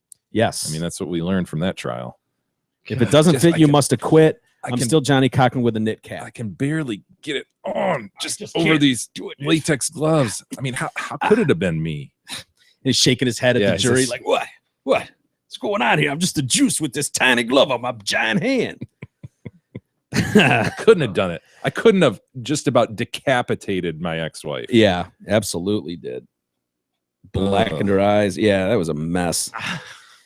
She says that she was thinking what fixated people then and now, because it's amazing how much traction the story got. She believes it's because it was a case that had absolutely everything. It raised so many big issues. You had this hideous, gruesome crime committed by someone who was very wealthy, very famous, and that in itself is shocking and unusual. Then you have the issues of race, the issue of celebrity, the impact those two issues have on the criminal justice system, the issues of cameras in the courtroom and whether they should be there or how much they should be there, and of course, domestic violence.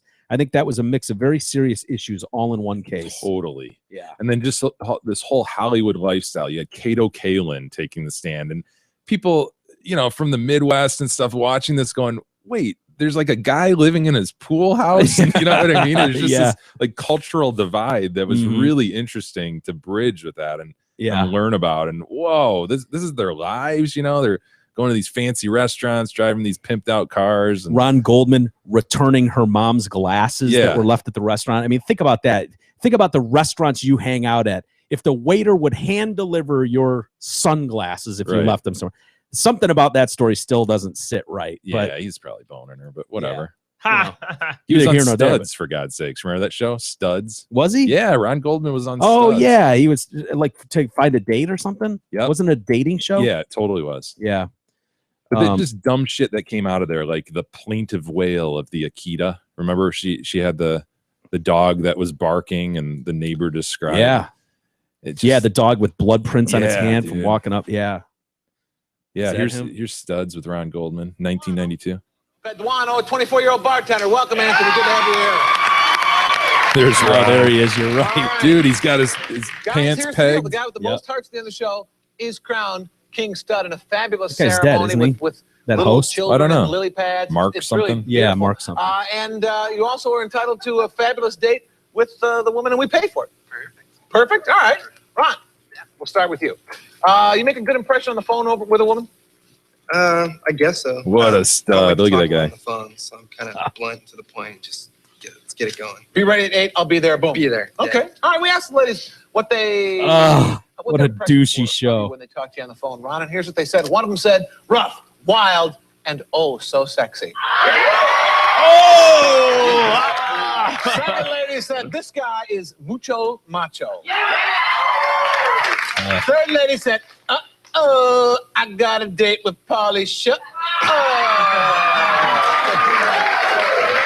Oh, this is so douchey. Sorry. I used to watch that show, though. Did you really? Yeah. Why? I don't can't know, imagine 'cause you it's just watching stupid, on. man. Mark DiCarlo was the host. And not dead. He's not dead. Okay, there's another Mark. Another Mark Another host Mark who's dead. died. Yeah, there's another Mark host that died. You don't say. All right. That was the last time she walked into a courtroom as a prosecutor, by the way. No shit. Was that trial. Yeah, that trial devastated her. I could see. She was like, they did it. They really did it. The famous not guilty when Juice is like, yes. She's like, they did it. They really did it. Do you remember Shapiro's face when the not guilty came across? He just looked like a ghost. He's just like, oh my God. Can't believe we pulled this off. I was a prosecutor on the case and I lost it, regardless of the reasons why, regardless of whether I could or could not have changed anything to get a different outcome. I felt responsible because I was the one trying the lawsuit. I walked out of the courthouse on the day of the verdict and never went back again. I wasn't sure that I could be effective as a prosecutor anymore. She thought she'd be thrown off by, like in front of juries. She would look like, oh my God, it's Marcia Clark, the celebrity thing that helped the case, hurt the case. Judges would look at her weird, which totally, I mean, it's devastating. So many things occurred during that trial that disillusioned me about the criminal justice system. I just couldn't bear it anymore. Although Clark still practices law, she checks court-appointed appellate cases for errors. She has not been in a courtroom since the trial. Wow, Marcia. Isn't that wild? I don't blame her, man. Yeah. Yeah. And you're right. That's a very good point, Jay, about how much, like, you just show up to work on a normal day. You're just a total nobody. These other lawyers are choosing to be in that. They've been hired by the juice. These guys, and they're the best in the world. They're just employees. Yeah. And that's the case that lands on your desk. Yeah. And the money they would have. And you've got a perm. Yeah. She looks better now at 62 than she did at 40. Yeah. I saw a recent picture. She probably doesn't technically, but her hair definitely looks better. Anyway, I'm excited. You guys got to I'll check it out. You can tap into my TiVo. So I've got it. I have it last night. So if you get time, if you want to watch it over the weekend or something, I will check it out. And I expect you to watch it as well. Really? FX, yeah. Damn it. Why? You don't like the Juice story? I just feel like I've seen so much about it. I'll watch it. But you were a little kid then, man. Like, yeah, I dude, you think you know more about that story than me? No, and I'm telling you, I'm just not that interested. I don't know. Dude, I remember know how it ends. Yeah, it's like the Titanic, right? No, I remember. Wherever that was you are, that was my brother's. I believe that the heart will go on. When's the last time you watched that, E? This weekend? There's a weekend. Come on, you didn't watch Titanic? No, it was on TV within a month. How about The Matrix? The Matrix is always on TV. You know what, dude? I don't think never seen it. I saw the first one, I think. But I don't remember anything about it, and I never saw any more. I don't think I saw the whole Matrix. I think you mentioned this not too long ago that you never saw off the Matrix. The air. I mentioned that to you. You're being serious right now? I'm being totally serious. I never saw the Matrix with Keanu Reeves. Is it? Yeah. You need to see the Matrix, not because it's like this flabbergastingly awesome movie, but like culturally, you should see the Matrix. To be like, yeah, the Matrix. Yeah, I know that the whole move where you duck the bullet. Yeah, I've seen that. It was groundbreaking in terms of filmmaking. They really did some special effects that led to a lot of other things. If I could make time for one movie this weekend, am I going 16 Candles or am I going Matrix? Matrix. Really? Yeah, I think it's that. You've been fundamental to. I know, but I know what you're going to do with 16 Candles. You're going to sit there and watch it with a jaundiced eye, looking for every criticism that you can. You don't know that. You said it's a great movie. A great movie is a great movie. If it's as great a movie as you say it is, then I should get something. I guess I need to watch. I've never, to be honest, like I said, I don't know if I've even watched the Matrix. You should see both. You should see both. Okay. So whatever you're in the mood for. I have actually gone to Netflix and tried to find 16 Candles. I believe the Matrix 2, and they're not there. So it becomes a hard thing. These so then days I have to if you go buy it or something. Right, you have to go to. Someone texted me and said, "Oh, you can get it for $8 at Target or something." I'm like, "No, I'm not spending $8 on that dumb movie." Yeah. Anyway, no, my brother's comment about the Titanic was he didn't want to see it back in the day, and his, well, I know how it ends. I'm like, well, yeah, I don't know. A lot of these movies we know how it ends. Whatever. I don't know. Anyway, it's me, Big E, #1 floor mopper at Zotford and Holly. Zotford is much closer than you think. Located at I-75 and exit 98. Just 10 minutes north of Great Lakes Crossing Mall. Stop in and mention Big E hopes to get laid more in 2016 than he did in 2015. We'll take delivery of your new used car, truck, or SUV, and Zot Ford will give you an autographed Detroit Cast Year-End shirt. Supplies are limited. Check out their massive inventory and breathtaking deals at Zotford.com. That's SCOTT. Were you guys following the story last week? It was really going around about the dwarf tossing. Yeah, I saw the post. Damn big deal. This has been going on for decades. Yeah. It's just because it came up locally and everybody's PC now, and now white people have to get upset. Yeah, no, really, and act progressive. Like honestly, this is nothing new. I was shocked at how much press that got. Yeah, right. Am I wrong? This has been around for like 20 years. Oh, at least, yeah. Since they've made harnesses that could fit little people. Absolutely. And I mean, it's not like they're hunting dwarfs. No. I mean, that would be. I mean, you could understand why they would do that, but they've identified one. They trained him appropriately. Yeah, Mighty Mike. He can be off a leash. Yeah. And he's willing. I believe they're giving him some treats. You know, I think sure. His little nose just nuzzles down into that. Feel his hand, whiskers on feel your his little palm. teeth as he's eating the Ritz bits out of your hand. Yeah, so he's got his reward. I don't think he minds doing this. These are my clubs, by the way. The two Your clubs, titty clubs? Yeah, the ones that I was at every week for years are the two that are involved. Toy chest. I know all the parties involved. When they're talking about Rob Katzman, the owner of the club. It's like, oh yeah, I know Rob. Yeah, the Toy Chest and Leopard's Lounge were the two clubs that I was always at, which is where this goes on. I remember them doing dwarf tossing back when I was there. Yeah, what's the deal with this story, man? And Mighty Mike, I think, was Seriously? coming in. Yeah, for those days. Yeah. So what is it? Just that we're now like trying to do this in this new PC world? Is that the deal? Yeah. Okay. Yeah. Exactly. So that I was reading an article by Dean Scott, I think out of Windsor, Ontario, about this from today. He says how Michael Murga, is known as Mighty Mike, gets tossed in the air as bare-chested strippers serve beer and usher patrons into the club's private booths. A group of guys take turns grabbing him by the handles of a harness strapped tightly around a T-shirt promoting the club and throwing him into a series of air mattresses That little son of a bitch. across the stage. It's clumsy, uncoordinated, and hardly reminiscent of the scene in Wolf of Wall Street, which is awesome. The Yes. bullseye scenes. And they have him on Velcro, and Yeah. And they just Awesome. grab this little wee guy and chuck him into the bullseye. He says, in the bathroom, one man declares, he's 3 feet tall, but fuck, he's dense. They are dense. They are. I was about to say they. Yeah. Yes, as a species, they do tend to be very dense. Yeah, it's weird. And I don't mean that like mentally. Yeah, no, Not they can dense. be very sharp. They're very trainable. But Yeah. no, just body style, and yeah, Man, it's like they're squished down, but seems to be a lot of muscle in there, and they're Mhm. taut. So this guy's like, I watch a few turns and begin to wonder if this is really what all the bitching and moaning and fanfare is about. Are we here to champion Mike's right to consent? Right. I mean, what else is he going to do for a living? He could be in movies. He could play like He could R2D2. crawl around in gutters. He could. Elf at Christmas. Elf at Good Yeah, point. yeah. Leprechaun at St. Patrick's St. St. Patty's Day. He could play a Cupid. He could dress up in a diaper and have the little bow and arrow with the plunger on. Oh yeah, yeah. Like You'd have Cupid. diaper him, and he could play a crawl around in baby. your ducks if you've got a little critter up in the ductwork. He could probably take care of the critter with Right. his hands. Yeah, you could attach like a vacuum to him, and he could crawl through. Yeah, yep. But really, it's a limited. I mean, no one would take him serious. Obviously, if he went pulled up in a courtroom, to try the child of the century, it's like, counselor. Like, I mean, let's just be honest. I mean, are you going to hire him to represent you? No, but you might want to toss him across the room. Yeah. What's the hang up here? And he makes good money doing it. He says he takes a break after 10 tosses, so he's getting chucked across the room.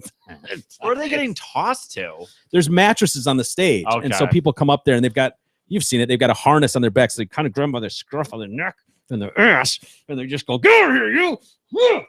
And then you see who's baddest ass in the room and who can chuck them the farthest. Was the winner get a free lap dance or something? Probably they get free T-shirts, they give free I beers, and know. it packs the house. in It's truth, awesome. the guys probably end up with serious back injuries from doing this, because the dude does look dense. He's got to be. I don't Yeah. know how much do he weigh? Do they say? Yeah, Gotta no, be they a don't good say. 110 pounds. Yeah, No, not that much. 80, He's, 80 to 100. Don't you think? He's more than a bag of salt. Yeah, Right? he's a couple bags of salt for sure. For sure. An 80 pounder and a 40 pounder. You think he's 120 pounds? No, I couldn't chuck 120 pounds, and I Right. Yeah. So he's got to be in that 80-pound range. Yeah. Yeah, you're probably right. He's no stranger to entertainment. He's toured with Britney Spears. So you could get a job. I mean, There you it's go. It's limited work. I mean, A, Britney's got to be touring, and B, how many spots are open? I mean, it's not like you can she's take got to them have like all a in. little evil elf character in her show. Yeah.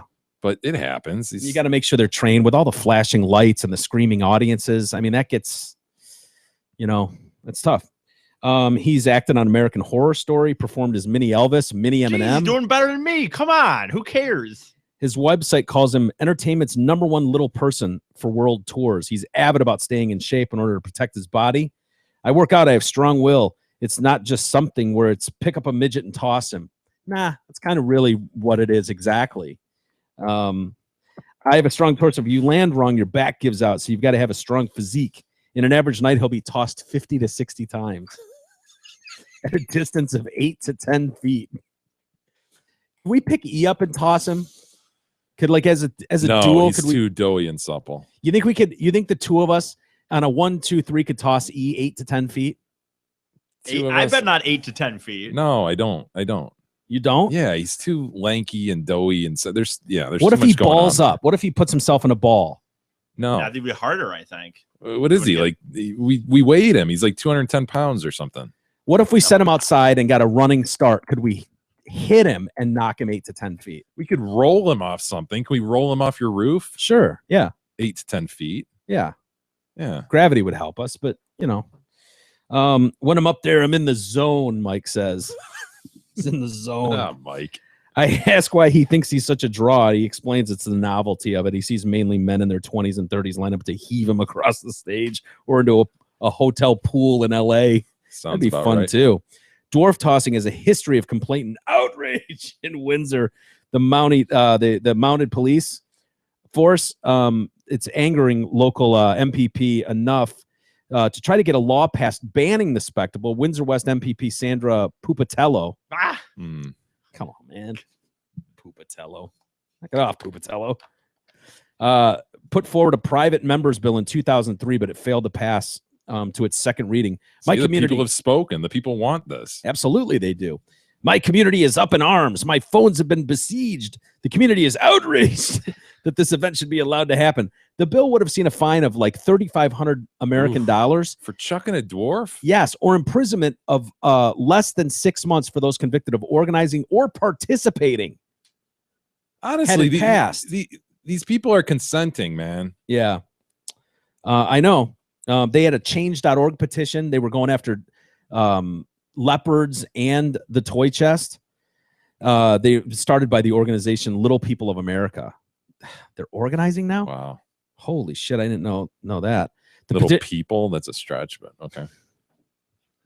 The petition states dwarf tossing is a disgusting spectacle that subjects people with dwarfism to ridicule and physical harm, and it treats people of short stature as a piece of equipment and encourages the general attitude that people with dwarfism are objects. I think it does just the opposite. I think the more interaction there is, you see that they are trainable. And the risk of biting is not nearly what it once was. I mean, we're going through something similar with redheads right now, where they've been domesticated. more domesticated. Yeah, they've been in society long enough, and it's like the magic is worn off, and that Brought scare them out of the hills, and we've incorporated Exactly. them into our society. and they're being embraced, welcomed into the world. And so, I mean, I think the whole dwarfism thing is going through the same thing. Despite the complaints, the outrage, and the fanfare, there was a notable lack of any protest outside leopards during the event. Such community outrage, and yet besieged with calls. Wow. James Campo has been away from his hometown of Windsor for 5 years, and he's like, "What? Dwarf tossing back in Windsor? I'm in." He flew home for it. Like, hell yeah. It's just fun. He's getting paid well. They flew him out here. They put him up in a motel. It's not like throwing him against a brick wall. They've got mattresses out, and everybody's having a good time. Even if it's $1,000, he's hanging out at a strip club for 5 hours, making $200 an hour in Windsor. The highest paid wage in Windsor, you're making $40 an hour. He's making 4 times that. Or 5 times that, but whatever. I'm not going to bust this guy's balls over his math skills. And he's hanging out at a strip club. They wouldn't divulge what he's getting paid, but they said he gets paid like a DJ or a band. I mean, he does all right. Shannon, one of the dancers, says it's the oddest event she's seen in her 10 years of working in the industry. Really? 10 years working in the industry. And this is the oddest thing you've seen? Really? This coming from a girl who once watched a stripper squirt and soak everyone in Perverts Row like a fucking water gun. Her words. That's Perverts Row at a strip odd club. to her. Yeah. Okay.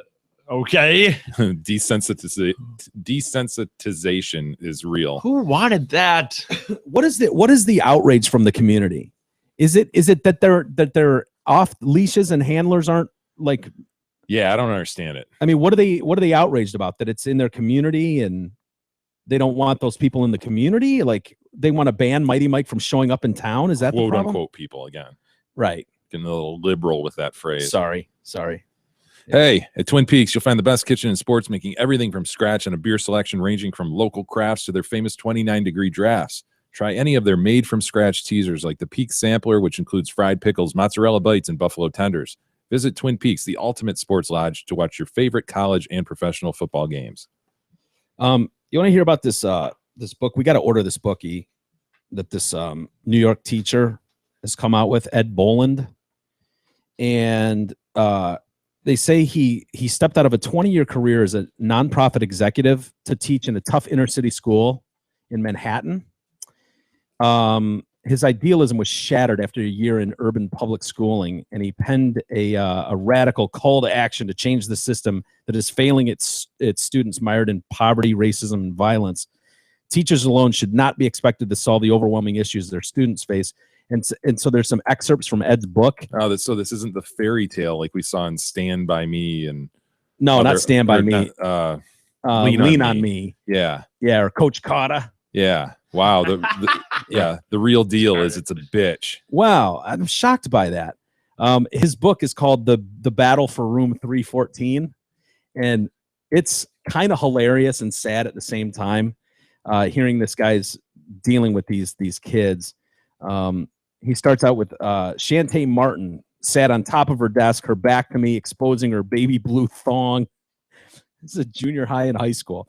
I leaned over and whispered in her ear, "We had a deal. You aren't holding up your end of it." She yelled back, "What deal, mister?" In a kind of teenage voice that adults dread, belligerent, manic, painful at close range.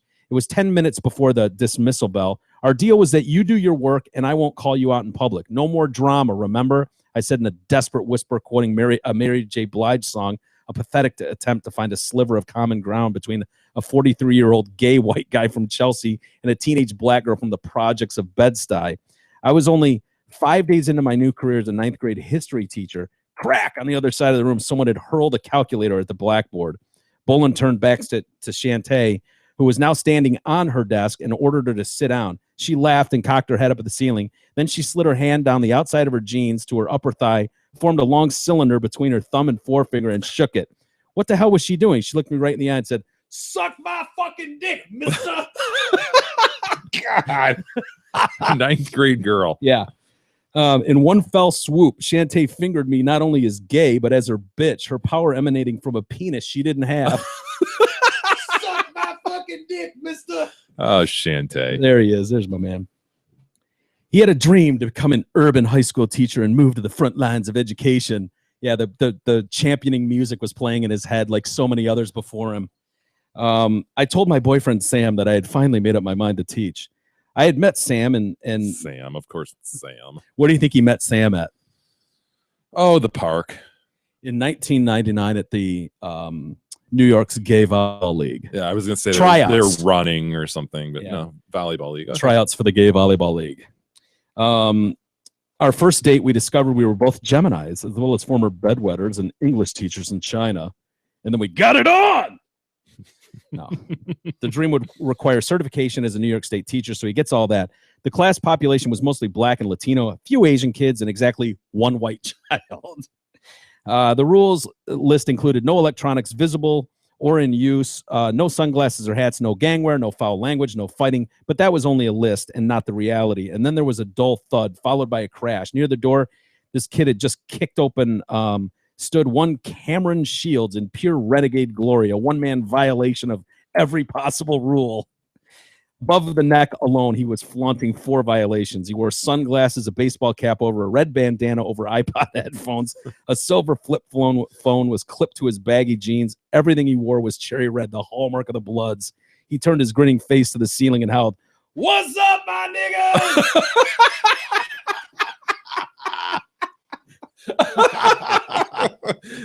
Just there to learn. Just excited the to be young, there. bright minds of America. What's up, my niggas? I love this guy. Just water this garden. That is my mind. I stood in front of him before he could complete his round of glad handling. He turned 90 degrees towards one of his buddies, Fat Clovis, and asked, "Who that?" This is white homo over here. Fat Clovis. Fat Clovis. And then he looks at the guy and he goes, "Hey, man, somebody forgot to tell this nigga that it's supposed to go like this." And he starts doing this, like, and not like this. As in, he like walked in the room and went, "That Gay guy's guy. a homo." And so he does the fist finger into the fist. It's supposed to go like this, not like this. And two index fingers pointing to each other like two dicks. Ooh. He continued staring at me. It don't go like this. He what's your name? I barked. His answer, Nemesis. Oh boy. Yeah. It's not going off well. Not a good start. "Well, Nemesis," I said, "you can't just walk in here like that and disrupt this class." He laughed. "I can't come in here and do that, huh? Well, it looks like I just did, don't it?" He's like, well, he had me there. Lunch came fast. I went into the lounge and talked to some of the older teachers. And I said, "Who is Cameron Shields and why isn't he chained to a rock somewhere?" "Oh, you met dear Cameron, did ya? He was the pride of the middle school here. Oh, yeah, he's brutal. He threw an electric pencil sharpener at Miss Demetria Paulu's head last year. That should have got him expelled, but our fearless leader thinks it's a failure to throw any kid out of school. When Cameron threatened to blow up the school, Bolin reported him to the principal, and so that ended up, you have to call law enforcement if a kid threatens to blow up the school. So they did, and so he gets suspended. So this guy thinks he's going to be a hero for getting Cameron thrown out, but no such luck. I had sold their hero up the river on a trumped up charge. He said, instead of the gay witch hunt dying down after he was gone, the rest of the boys declared open season on me and his name. Not for a second did I expect my students to welcome a gay teacher with open arms, but I was armed with 2 decades of activism, therapy, and identity politics." And he had seen Stand and Deliver too, so he was That's ready. right. He was ready to go. Students resenting everything about them that was their lot, their poverty. But so his experience was, I began to loathe my students. So after a while of dealing with this every day, I began to loathe my students, resenting everything about them that was their lot, their poverty, their ignorance, their arrogance. God, it's just the opposite of the Hollywood narrative, right? In these movies, Yeah. where it's like, oh, guy goes in there and champions this cause, and they all, they're standoffish at first. It's tough. You need to break that trust. You gain Yeah. that trust. Got to break down that wall, and then you have that connection, and they begin to trust you. And wow, they are just fertile minds that want to be cultivated. Yeah. Maybe not. Not quite the reality that Hollywood would like you to believe. He says childish resentment and judgments flared up over petty things like Mariah's body odor, Lu Huang's single 4-inch strand of facial hair. Oh, Lu Huang. Next, Valentina, a new student, was transferred to his classroom. She had a high sassy ponytail, an oversized nose ring, and most noticeable, an epic fat ass. And she comes in a pair of acid wash jeans carried with pride. "Everyone, please welcome Valentina." As she made her way to an empty desk, all of her classmates start mooing and oinking at her. Oh, God. And so she could give it as good as she got it, though. "Step down, y'all niggas, or I'll stab you in your necks." Damn! Stab me in the neck? Stab you in your necks. "Don't get me tight, bitches." She hollers, "Don't get me tight, bitches." Her script was spot on, but her voice was all wrong. She spoke with a high, wet lisp that utterly undermined her street cred. All 30 kids burst out laughing at once. On the following day, how does he even have 30 kids in class? Like, why are these kids even coming to class? Yeah, I don't know. I guess because, I know not that you can't force them, but I until you're 18, I guess maybe there is some parent. Really? That's all I can think of, dude. No, they're like maybe they get some sort of meal or something, so it's just like whatever. I gotta kill the day. I get a free lunch. I don't know. Oh, it is There's gotta be remarkable some- when you have that attitude. Like, what do you even? You're right. Yeah. She says, so she ends up doing her homework, and he realizes she's not bad. She's actually writing complete sentences. She's kind of got a brain going on in her head. So he tells her, like, nice job, nice work. And so she gets done first, and she's sitting in class, and before long, she starts fucking with the other kids in class, and she's ragging on one kid. She like turns to him, and she's like, what does she say to him? What you looking at, you cross-eyed piece of shit? Nigga, those frames ain't even from LensCrafters. They from Medicaid. Oh, boy. He's like, oh, okay. Here I compliment her. Tell her Did a good she job. immediately starts This is ragging. the star pupil. Yeah. Says she then turned to Denisha. Did they give you that nice book bag at the shelter, honey, you fat black bitch? This is the girl who completes her work first. Yes. And sits there calmly in class. A week later, Bolin, the teacher, was advised that Valentina had accused him of sexually harassing her. Yeah, I laughed. Geez, between being a full-time faggot and sexually harassing girls, you wonder how I find time to teach. We got to get this book. The majority of students who graduated the majority of students who did graduate from were able to enroll at community colleges and remedial programs, but ultimately only a handful of students graduated from a university. The school was designed a priority school in 2012. It performed at the bottom 5% of statewide schools. Anyway, the book is titled The Battle from Room 314 by Ed Boland. The Honest Disenchantment is awesome. Yeah. I've read plenty of stories and articles about similar experiences from teachers. And that's a tough thing, because I think you're right. Everybody goes in with the attitude like, so ideal. I'm going to be the idealistic. one. But what do? You constantly see it when I see Bernie Sanders or Hillary Clinton talking about, we need to get in and prove that anybody willing to work hard. And I just stop right there. It's like, well, wait a minute. That might be the problem right there, is you don't get the overwhelming feeling from stories just like that there's a ton of hard ass work going on in those schools, because like all these people who are downtrodden and who need lifting up are unfortunately maybe not ideal worker bees, willing to bring that effort forth. And that's is that what you're probably not their suggesting? fault. Yeah, that is what I'm suggesting. And I'm not saying that's all their fault. A lot of them are born into really, really shit circumstances. And who you blame for that, I don't know who you blame for that. But, It's a vicious cycle, man. It is a vicious cycle. It sucks, but it honestly would take a remarkable person to have, no model, no role model as an adult in your life and be able to pull yourself out of that cycle. Yeah. Yep. Yeah. I mean, it happens, but you're right. It would, dude. I mean, look at like just, I mean, I don't know about, I'm not going to speak for you guys, but even just in my life, I mean, I had two parents. I had them every day. You ended up shit. I know. Imagine. Yeah. Wow. Easy shot again. Crazy. Fuck, dude. You look at Detroit schools and what they've gone through, where teachers are calling off sick, doing those sick days because the schools are such shitholes, and then they show images through there, and it's like the ceilings are just black mold, and the equipment is dog shit. It's like this environment is a disaster. Like you can't even get to school safely in a lot of these communities. It's just, I don't know how you fix it, where you go, but not pretty. But I'm still interested in reading the stories. It's God bless him for trying. Yeah. And who knows, maybe he planted one seed in one kid, and that's how you got to look at it. Like, you could just like affect maybe one or two kids positively. That and would take have to be some the sort of only lesson mindset about it. you would you away. can't have the mindset like you're going to be Edward James Olmos and turn this whole, math class around. It You would just gotta have be to like, be, hopefully I get a few, and that's better than nothing. Gave one kid hope in some way or inspire him in some way.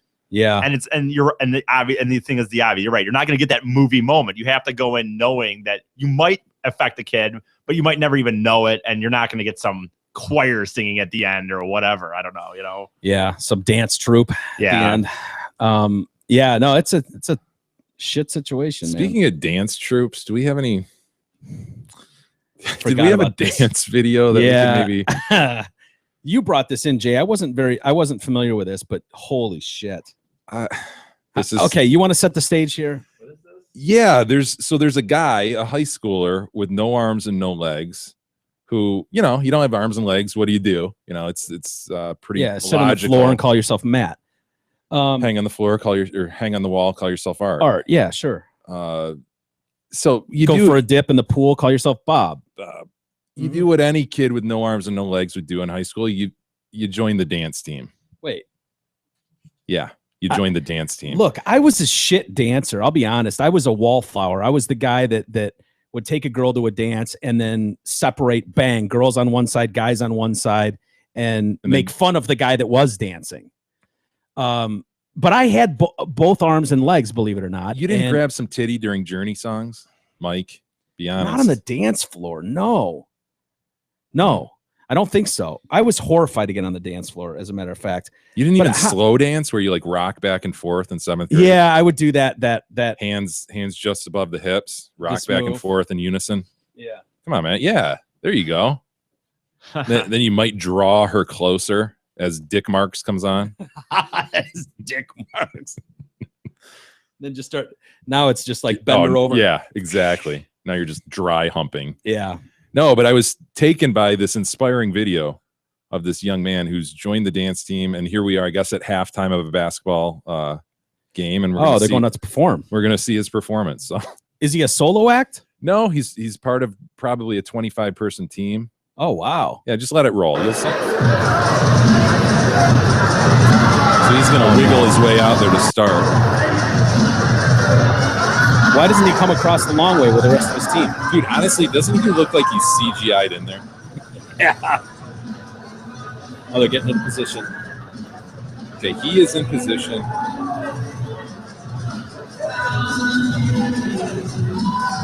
And his group is about to get involved. Right now, they're frozen in place. Yeah, he's doing a great job of freezing, by the way. Here we go. His arms and legs aren't moving at all. Shit. Oh. Are you kidding me? Oh, no. Oh, no. So they're all in unison. Doing a great job keeping up. Oh, not right there. Oh, man. Look at that. Oh, good. You can kind of see where he's pulling the moves off a little bit. Just with a head. Yeah, I've never noticed how fundamental arms and legs are to dancing. Oh, no. What's he doing? Oh, no. What's he doing? He's not going to Popping wait over someone, is he? Oh, no. Oh, yes. You're watching him bust and move solo. He's using his face. Oh, no. He rolled up on his face. Oh, How my is he God. not destroying his noose? And his teeth. Looks like I have a grill left. How did he get the headband on?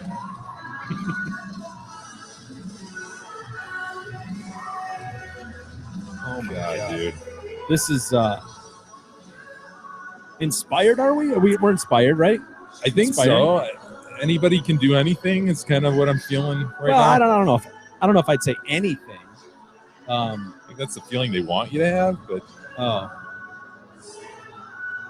wow, leaves a little something to be desired. Look at him go. Wow. The freeze is his best move, I think. That freeze. That's a at the good, beginning and end. It's like it's a solid does it really freeze. well. Dude, I recently saw a video of a monkey in a snowsuit, and it really, honestly, similar look. Yeah.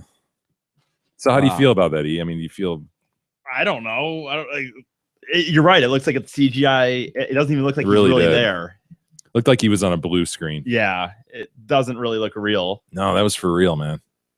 That's crazy. There's the monkey in the snowsuit. No, he's not. Yes, he is. Watch this. Watch this. No поднимайся, мам.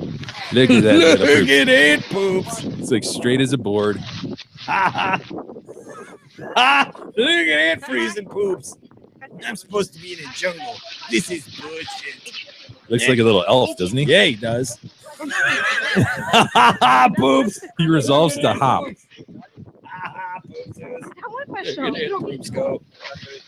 He can't walk in the traditional sense, so he hops. He face planted in the snow. He reminds me of who's the youngest kid in A Christmas Story? Yeah, where he's all bundled up, can't even move. Mm-hmm. Yep. There's very little flexibility. Taking a nap here. Randy, there you go. Good call, E. I've seen that movie way too many times. It's a great movie. Hey, we got to mention our buddy Eric Ellenbrook. You've heard us talk about him before. He did the lion's share of our website, DetroitWebDesigner.net. Check that out if you need help with either full-scale design / development, or if you just need simple fixes, tweaks to your site. He's a great one to contact and have lend a hand with that stuff. So Eric Ellenbrook at DetroitWebDesigner.net. Very good. How we doing for emails? We do have some email, Mike. Steve writes in, "What's up, you aging, supple hipster wannabe?" And of course, Mike and Jay. Did you get that, E? Yeah, I got that clever, witty banter there. Although Jay and Mike does sound a wee bit better, just saying. First off, sorry, Jay, sorry. I'm a effing proud French Canadian. I'm extremely outraged with your Lion Brian Williams story that aired Tuesday. Why is he outraged with that? Just because Brian Williams is Canadian? What's wrong with that? He was a liar. He's an admitted liar, is he not? Did he not acknowledge those? Yeah. Oh, yeah. falsehoods? Well, yeah, he did what he needed to do to try to salvage a career. No, this is his beef. He says using the word French to describe bad language. That's Steve's beef with that. That's bullshit. I'm sorry, but that guy's a total pussy. I mean, he's a cunt. Pardon my French. Anyway, I still listen to the show, but under sincere protest, and I'm sorry and all that shit. We didn't say it. We didn't say it. We just report the news. Yeah, is what we do. Please don't be crass with Jay if I accidentally say the F word. It's a journey. Please support me. Right. That's what Steve wants you to do. Sure. And please support the Detroit Cast, everybody out there. I know I do. Ciao, bye, and make it a great day. Thank you, Steve. Ed writes in with an interesting take on Trump, and I think he's exactly on with this. And he made this call before the Iowa thing. He said if Trump loses, he's going to hearken back to his failure to do that debate and point to that as it does give him significant. an out. It did give him an out. Ed writes in, guys, I think Trump understands the 24-hour news cycle and media overall better than any candidate we have ever seen before. I think he is predicting their actions and using it to his advantage. I will say that I'm not a fan, so to this point I have contributed to dumb luck, but skipping the Iowa debate was genius. He avoided standing on stage with a giant target on himself. By doing so, he also changed the conversation after he lost Iowa. There's a good chance he was going to lose Iowa either way, and every news story would have focused on voters not actually supporting Trump when it came time to cast ballots. Instead, he was able to spin it into, I hurt a lot of Iowa voters' feelings by skipping the debate. I'm sorry, and I have learned. That son of a bitch was able to change the subject, says Ed. Overall, it's a meaningless state, especially since they now have moved away from the winner-takes-all method of assigning delegates. It's meaningless, but only it's meaningful in the sense of momentum. And in this race, I think it provided some legitimacy, or would have really given Trump legitimacy and momentum had he won, because everything was so up in the air, you know. Well, you just didn't know how people were going to come out, and this is so new. We've never seen a guy like this. Yeah, but for Rubio to have gotten what he got, that's hugely important to him. Yeah, it was huge. He's acting like he won it. Yeah, he sort of did in some respects, you know, because he is now going to see, I think, the establishment coalesce around him. He was really competing with 7 other guys for that spot. And the fact of the matter is, Donald Trump has no business even being in the discussion in an Iowa caucus. But that's what Ed is pointing out as the genius, is that he's now tailored it into that narrative, because it is true.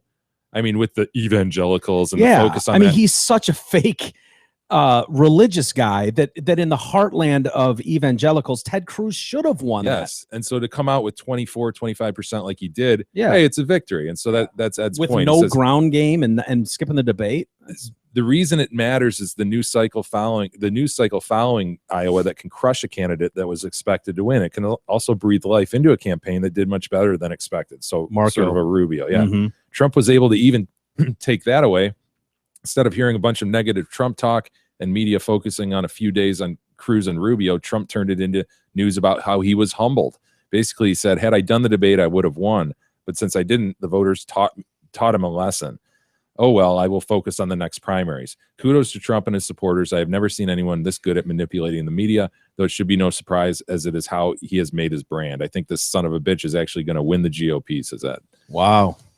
Yeah, I don't know. We'll see. He should handily win he should do well in New Hampshire. Yeah. More secular, and he can just kind of do his thing and not try to pander to the lovers of 2 Corinthians and so forth. Yeah. I was more disturbed about the Ted Cruz story, about him helping to further that rumor that Ben Carson was dropping out.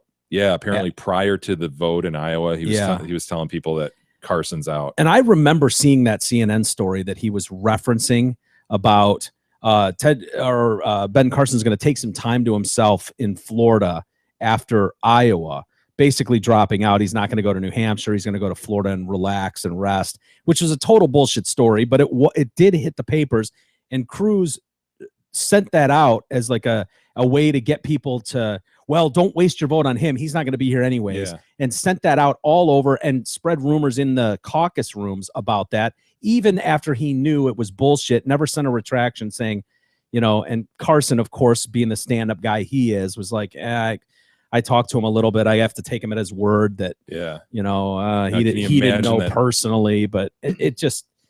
Imagine that nerd's glee when he saw that story. Oh my goodness, what a misstep. What a misstep by Dr. Carson. Yeah. And the vampiric one, nerd. He is a nerd. Ran with it. So anyway. We do have to thank, we talked about Amazon a moment ago. Amazon. The fact that they really do have everything. There's really never been a company like them. Amazon. This might go to proving that. Curtis, I believe it was. And he hyped this before. He said he was going to send the ladies of the Detroit Cast something. Well, he sent them pubic wigs. He sent them Merkins. Oh, wow. The kitty carpet, reusable downstairs toupee. Reusable? Reusable. So thank you, Curtis. Wow. So how do they look? Is there just one in there? Or are there multiple in there? There's just one in each packet. One for you and one for me, Mike. Basically a triangle of fabric. I don't know. I prefer the soul patch look. You look like the guy from Anthrax and the oh shit. Not Queens of the Stone Age, but yeah, that's anyway. just what I want. A big pubic wig on my lady. let's just tape that onto my lady. Yeah, that's hot. I look good with a bush. You would, with a jet black bush. Yeah. It kind of is becoming, Mike. Sure. What do you think? Come on. I think, I agree. It looks good on you. Yeah. Start wearing it now. You wear it well. It hides my vagine, which you hate anyways. You hate vagines. So look at that thing. Yeah. It's very becoming. You wear it well. I mean, yeah. It suits you. We'll save the rest for tomorrow, Mike. Very good. Thank you, Curtis. Much appreciated. Yeah. Oh, and it comes with an adhesive. Very good. I'm glad. So I can just stick that on my lady. Your lady. Oh, it's got a bunch of adhesive. Yeah. Very good. All right.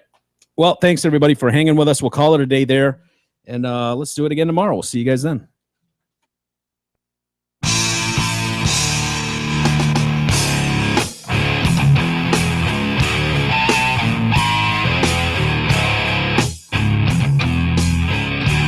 You've been listening to the Detroit Cast with your hosts, Mike and Jay. From all of us at Radio for One Studios, thank you for listening. And as always, thank you, Detroit. Listen to that